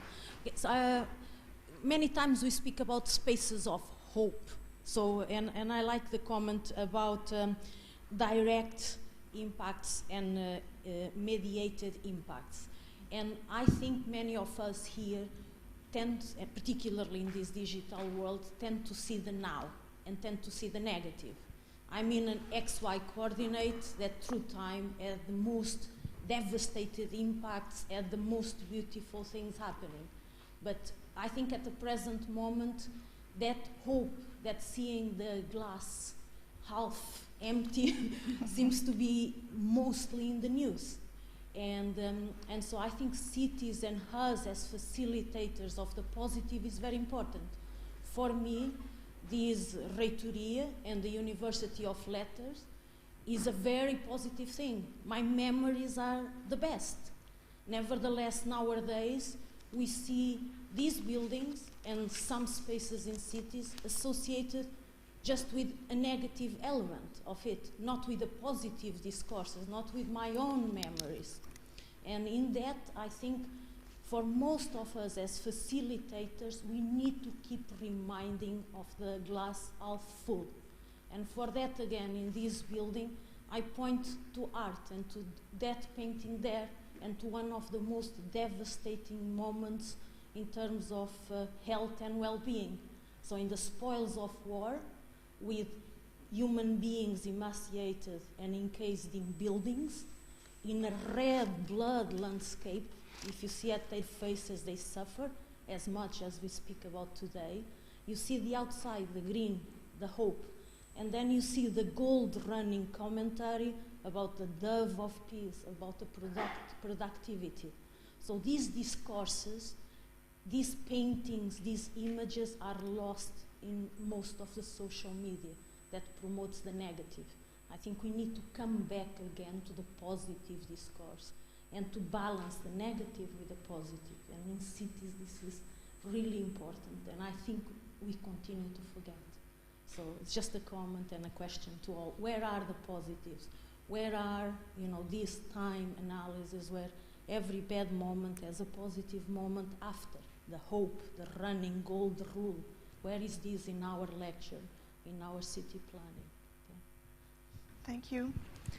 Anyone wants to answer?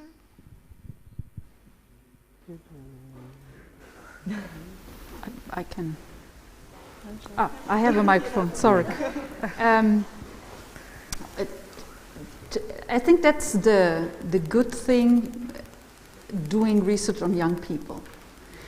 Because I think young people, especially children, for example, they see potential even in a slack of dirt and start playing there. They don't actually need all the time these beautiful, well-kept, ready-made playgrounds we're offering. They sometimes need, and that's what I also wanted to point out of these enabling spaces, is they need to have the time, the freedom for self-determined activities. And also young people see a lot of potentials in buildings that are rather run down, and they take that as spaces of opportunities. So to me, what I learned over the years doing, like I started off with doing youth participation in practice, when I went to actually asking myself how young people see space, define space, and so on. I see there, like what I learned is that especially young people, children, they have these ability to see the potentials of space for their needs and activities, and we can learn from that a lot if we listen and give them the options to actually appropriate space and to interpret it beyond its existing. So I would hold against that. Yes, maybe it's an adult tendency to see especially the negative side of developments, while I see young people, children, youth with a high potential like of seeing possibilities for their actions if we let them and don't control them too much. Sometimes even gives them some enabling elements, financing or whatever, regulations that help them to appropriate space and Maybe I have maybe a comment. No, I'm not. I'm taking up on that thread of no need for perfection, which I like for urban places. No need for perfection is, of course, important. And I started saying that we have contradictory needs, so we need nice places and less nice places. And for this, we need, as was already said, taking on the same thread, we need appropriations, spaces that people can appropriate, make their own. But again, of course, as I said, because we live as paradoxical beings, the appropriation it needs to happen. It is important that it happens, but it cannot go so far as to mark the places as only for us and not for anybody else, because that is also that brings problems. I mean, in the appropriation and recreation of urban public places, it's important also that the appropriation and recreation doesn't go that so far as to create borders, meaning and symbolic borders that mark a place as being only for that group, because in that case we are producing segregated spaces, and segregated spaces are not a good thing. Spaces for identity that are not segregated work better, but of course they are more difficult to produce because they have to keep a balance between being our space and being also a space that does not exclude. Mário, I don't know if you want to add something? Yes, thank you. Yes, thanks for the comment and the metaphor of the glass half empty or half full. I think that when you mention spaces of hope, actually it's spaces of people and community. And so I think that we are on the same line. Maybe we tend to be critical. Maybe this comes with the profession, I think, at least our profession as academics. And I think it's now obvious that the technology may help us a lot, and we are using the technology in different ways to make our life, I suppose, better, or at least more productive and efficient in many ways, and that can also contribute to, let's say, big social political challenges like climate change, etc. But I think that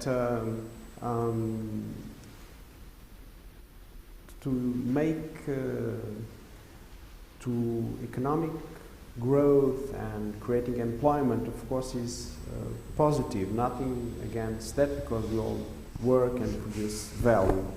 But in many ways, I think, and maybe here we have different opinions in the room, but I think the critical issue is that some activities are more like rent extraction or are more like value extraction than value creation. And I think as academics, as society in general, we have to pay really attention to what is being done with our data. I think that's basically that. I'm not denying that it will help us in many ways. I think it's difficult to create. I think it's also not necessary to have perfect places. We are all imperfect, so in a way, why should we have our most beautiful human creation, the city, to be perfect if we are all in our own ways every day imperfect? So I think that we can make it better. It's a process, but we have to pay attention to some big political goals that sometimes are not in the interest of communities. That's more or less my view. Thank you. Thank you. I think there is one question there and another one, and we will wrap up the session. Thank you very much. My name is Gonçalo Lopes. I'm picking up on a note that Angela made at the beginning of the talk about the feeling of insecurity being something that is very common across all the cities, and I wanted to know a bit more about where does that come from, what people report that they feel insecure about. Because as picking up on what Elizabeth was just saying now, we do live overall, when the cities are not centers of violence per se, we do get invaded by news of violence every day. But if you compare the numbers, I don't think cities are becoming like massive violence centers, right? But there is another epidemic of anxiety that everybody seems to be living in, that I would like to understand more about what people, asking people like, why do you feel anxious? Like, what is it about the street that you don't want your kids to live there? I mean, I think I grew up in Lisbon. I spent much of my childhood at home actually, but when I did things outside, I did not, when I was a kid, feel unsafe. And I don't think so I don't know. I would like to know more. Anyone else? Quite related.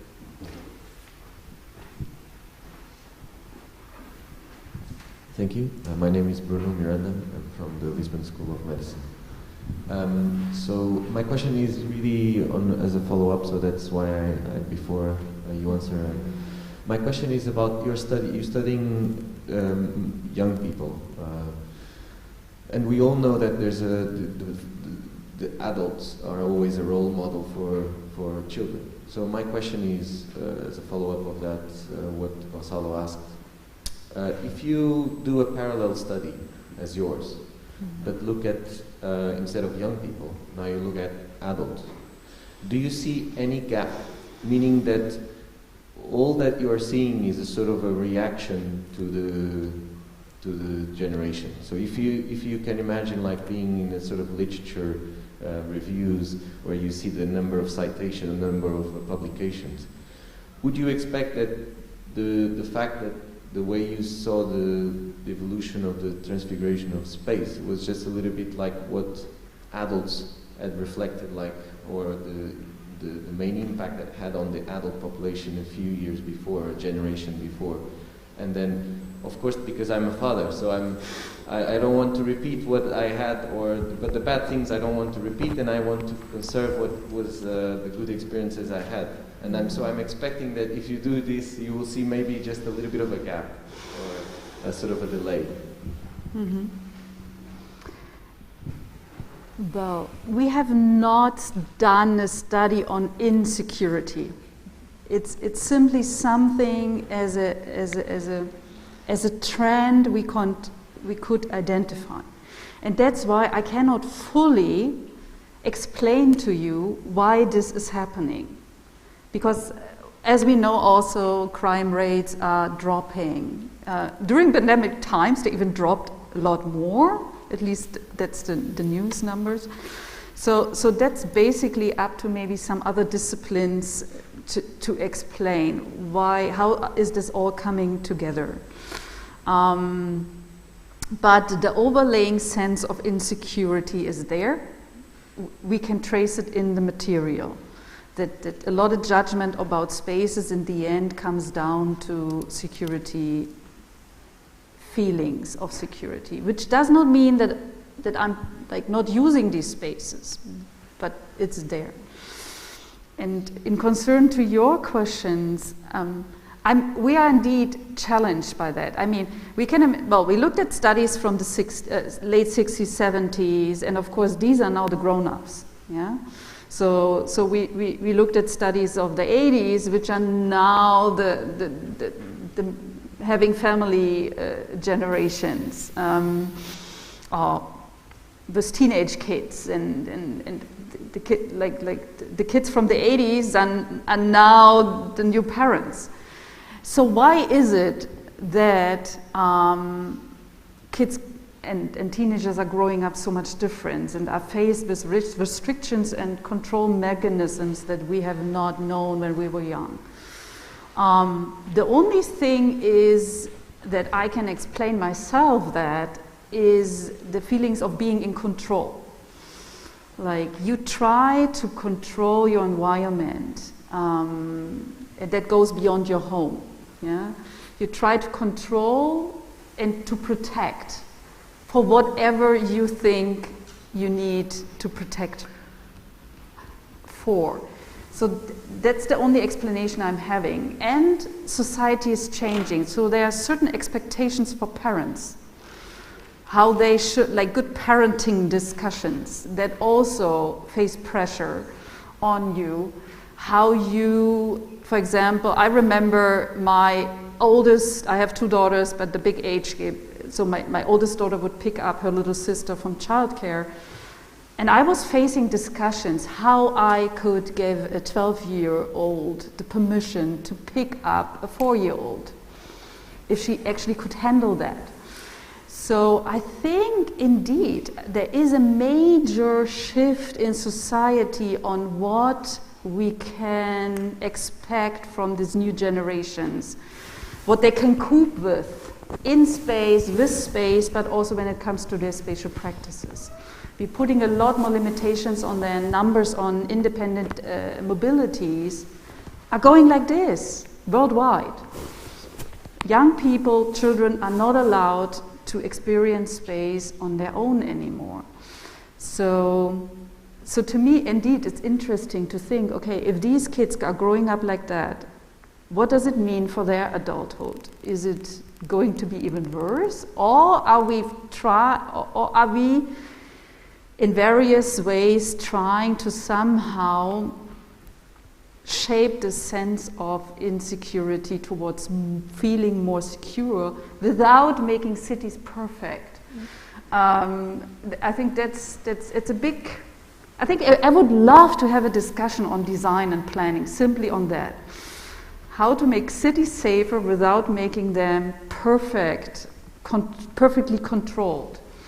But I haven't found a full answer to that yet. So that's why I'm thinking research like you are doing is actually needed to add to these tendencies we could see the recent picture, and maybe to ask the question behind. Why are you feeling so different compared 10, 20 years ago?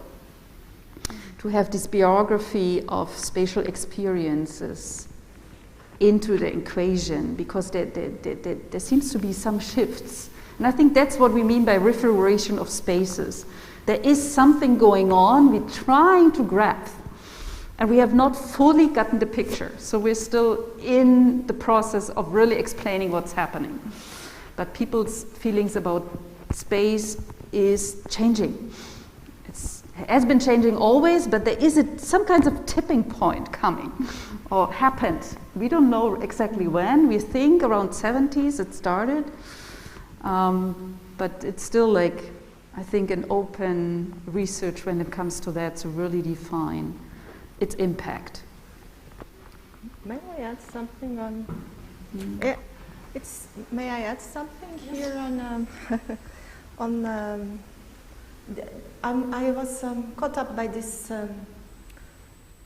this idea that this new generation of young people that are growing up without the same level of experience of the space as previous generations had. This generation is also the same generation upon which expectations for huge mobility across the globe are coming too. These young people that we have problems allowing into the urban space, our kids, our children, are also the same generation of whom we expect will move freely around the globe. So it's an interesting paradox, and it's also a paradox that brings us to a reflection upon one of probably the biggest challenges of the urban spaces in the near future, which is how to organize together, how to balance mobility and rootedness in the urban place, in the urban space. It's already happening, for instance, in Lisbon. We have people in Lisbon claiming that they have right to the city because they were born here. They have rights to remain in the space that their families inhabited, that they where they always lived. And this is good that people remain in places because they make them spaces of community, spaces of belonging, etc. And at the same time, we have claims, also legitimate claims of mobility, and we can change cities. We can go to a new city, we can live there and work there, we can buy property there, we can move around the globe. This is our right. We have young people saying, the same young people that are growing up without being allowed to sometimes ride buses in the city are also the same young people that are growing in this idea that it is their right to move around the globe, go to a new city, start a new job there.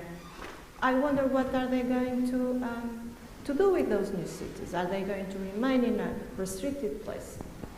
Are they going to move around the bigger city? How are they going to do this?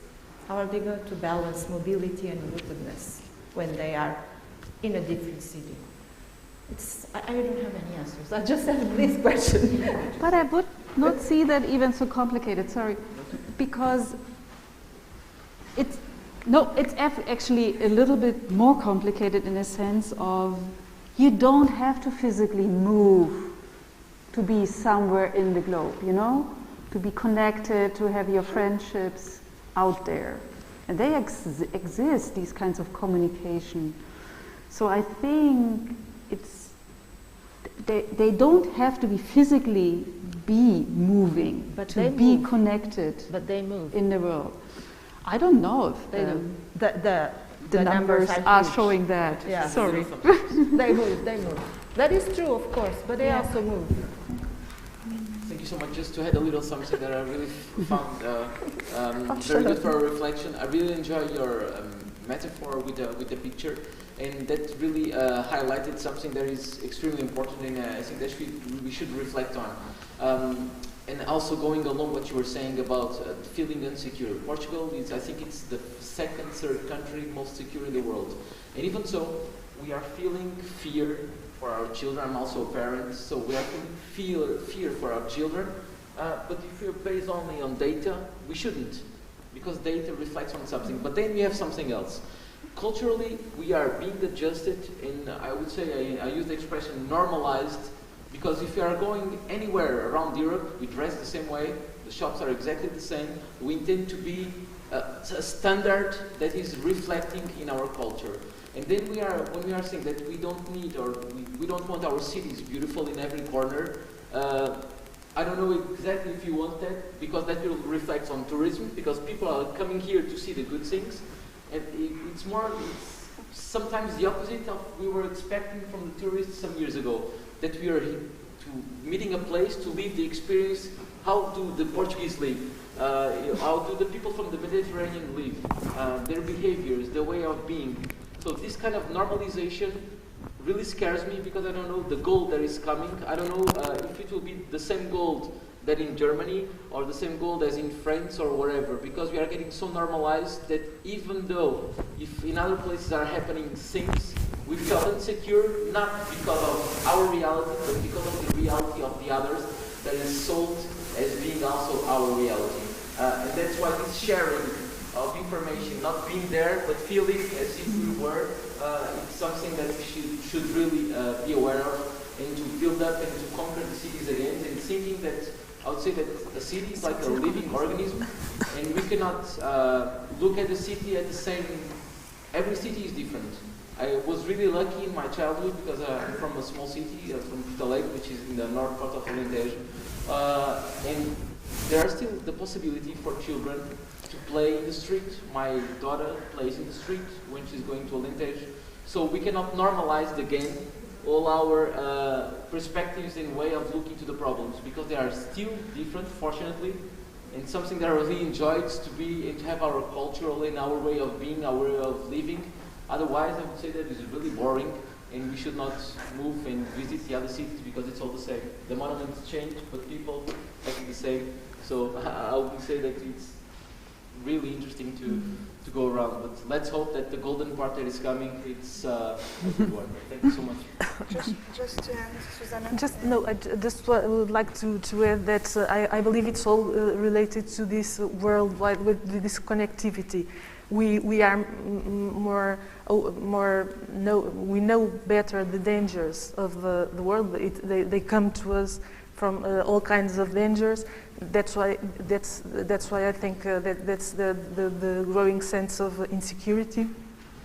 But also we know that there is a world, and we know that there is a world to know, and so we expect our children to go and to meet this great world.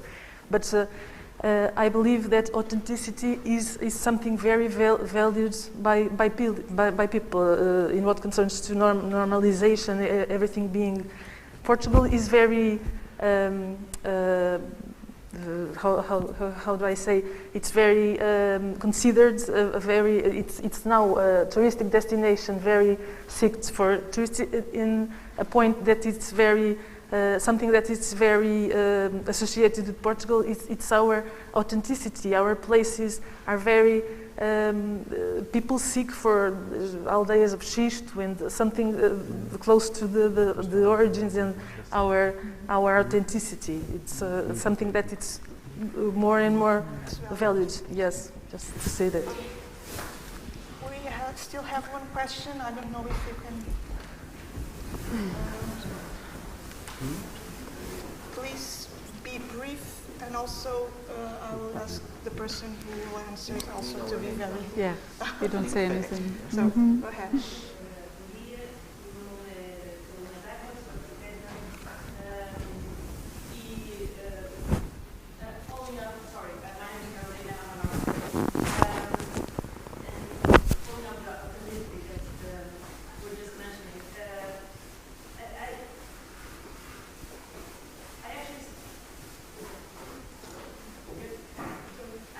Spent 3 days last week on a web summit, Smart Cities Web Summit at Phil, and how to connect data with urban action was actually a big team through the 3 days.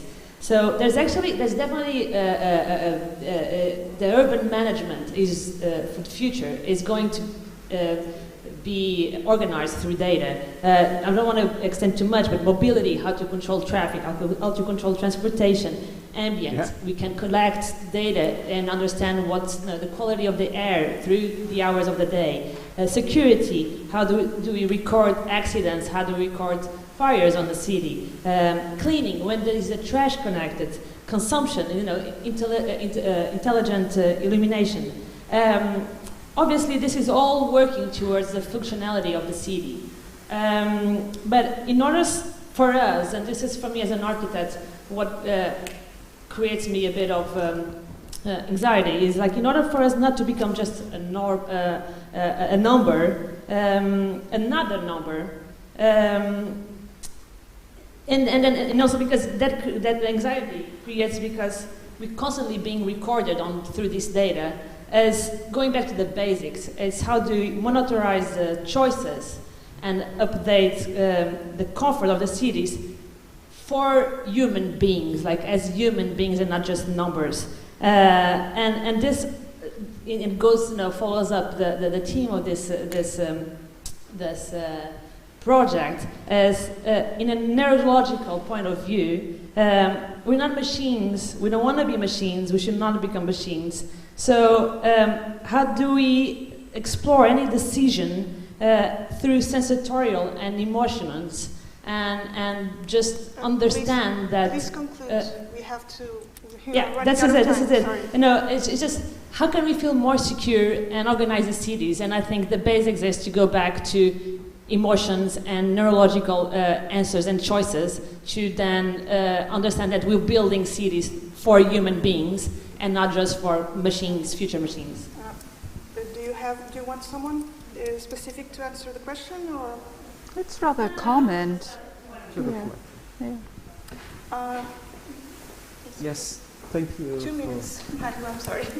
Oh, I cannot speak. Okay. No, you can speak 2 minutes. I can? Oh.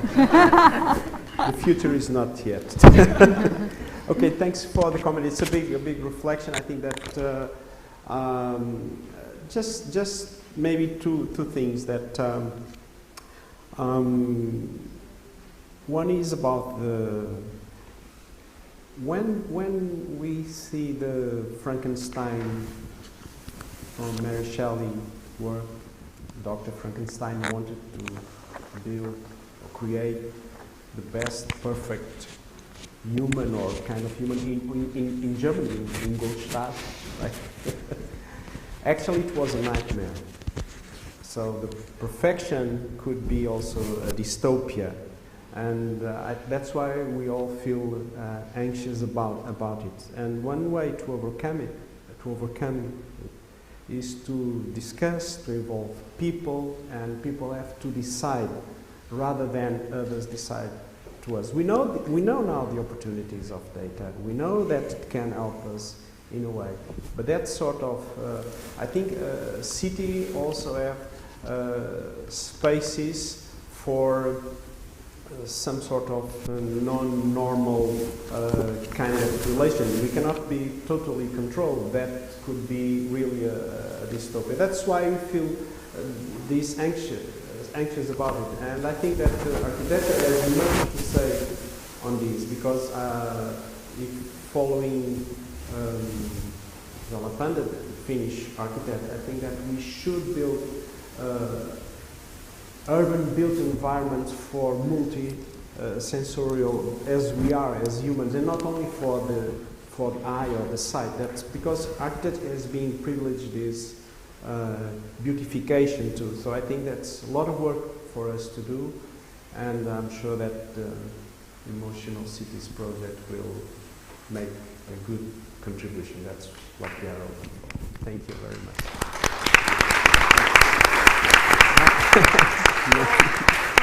Thank you so much. I'm so sorry that we have exceeded our time, but this is what happens when we gather brilliant minds. So thank you to my colleagues at the stage. I'd just like to highlight three main ideas from this debate. The first one is that perfect is boring. The second one, we should be careful with the way that data is being used. And for the last but not least, urban space impacts the well-being, but foremost, communities impact our well-being. So if we nurture the dynamics of communities, we will certainly have a healthier city. So thank you so much and have a great day. Thank you.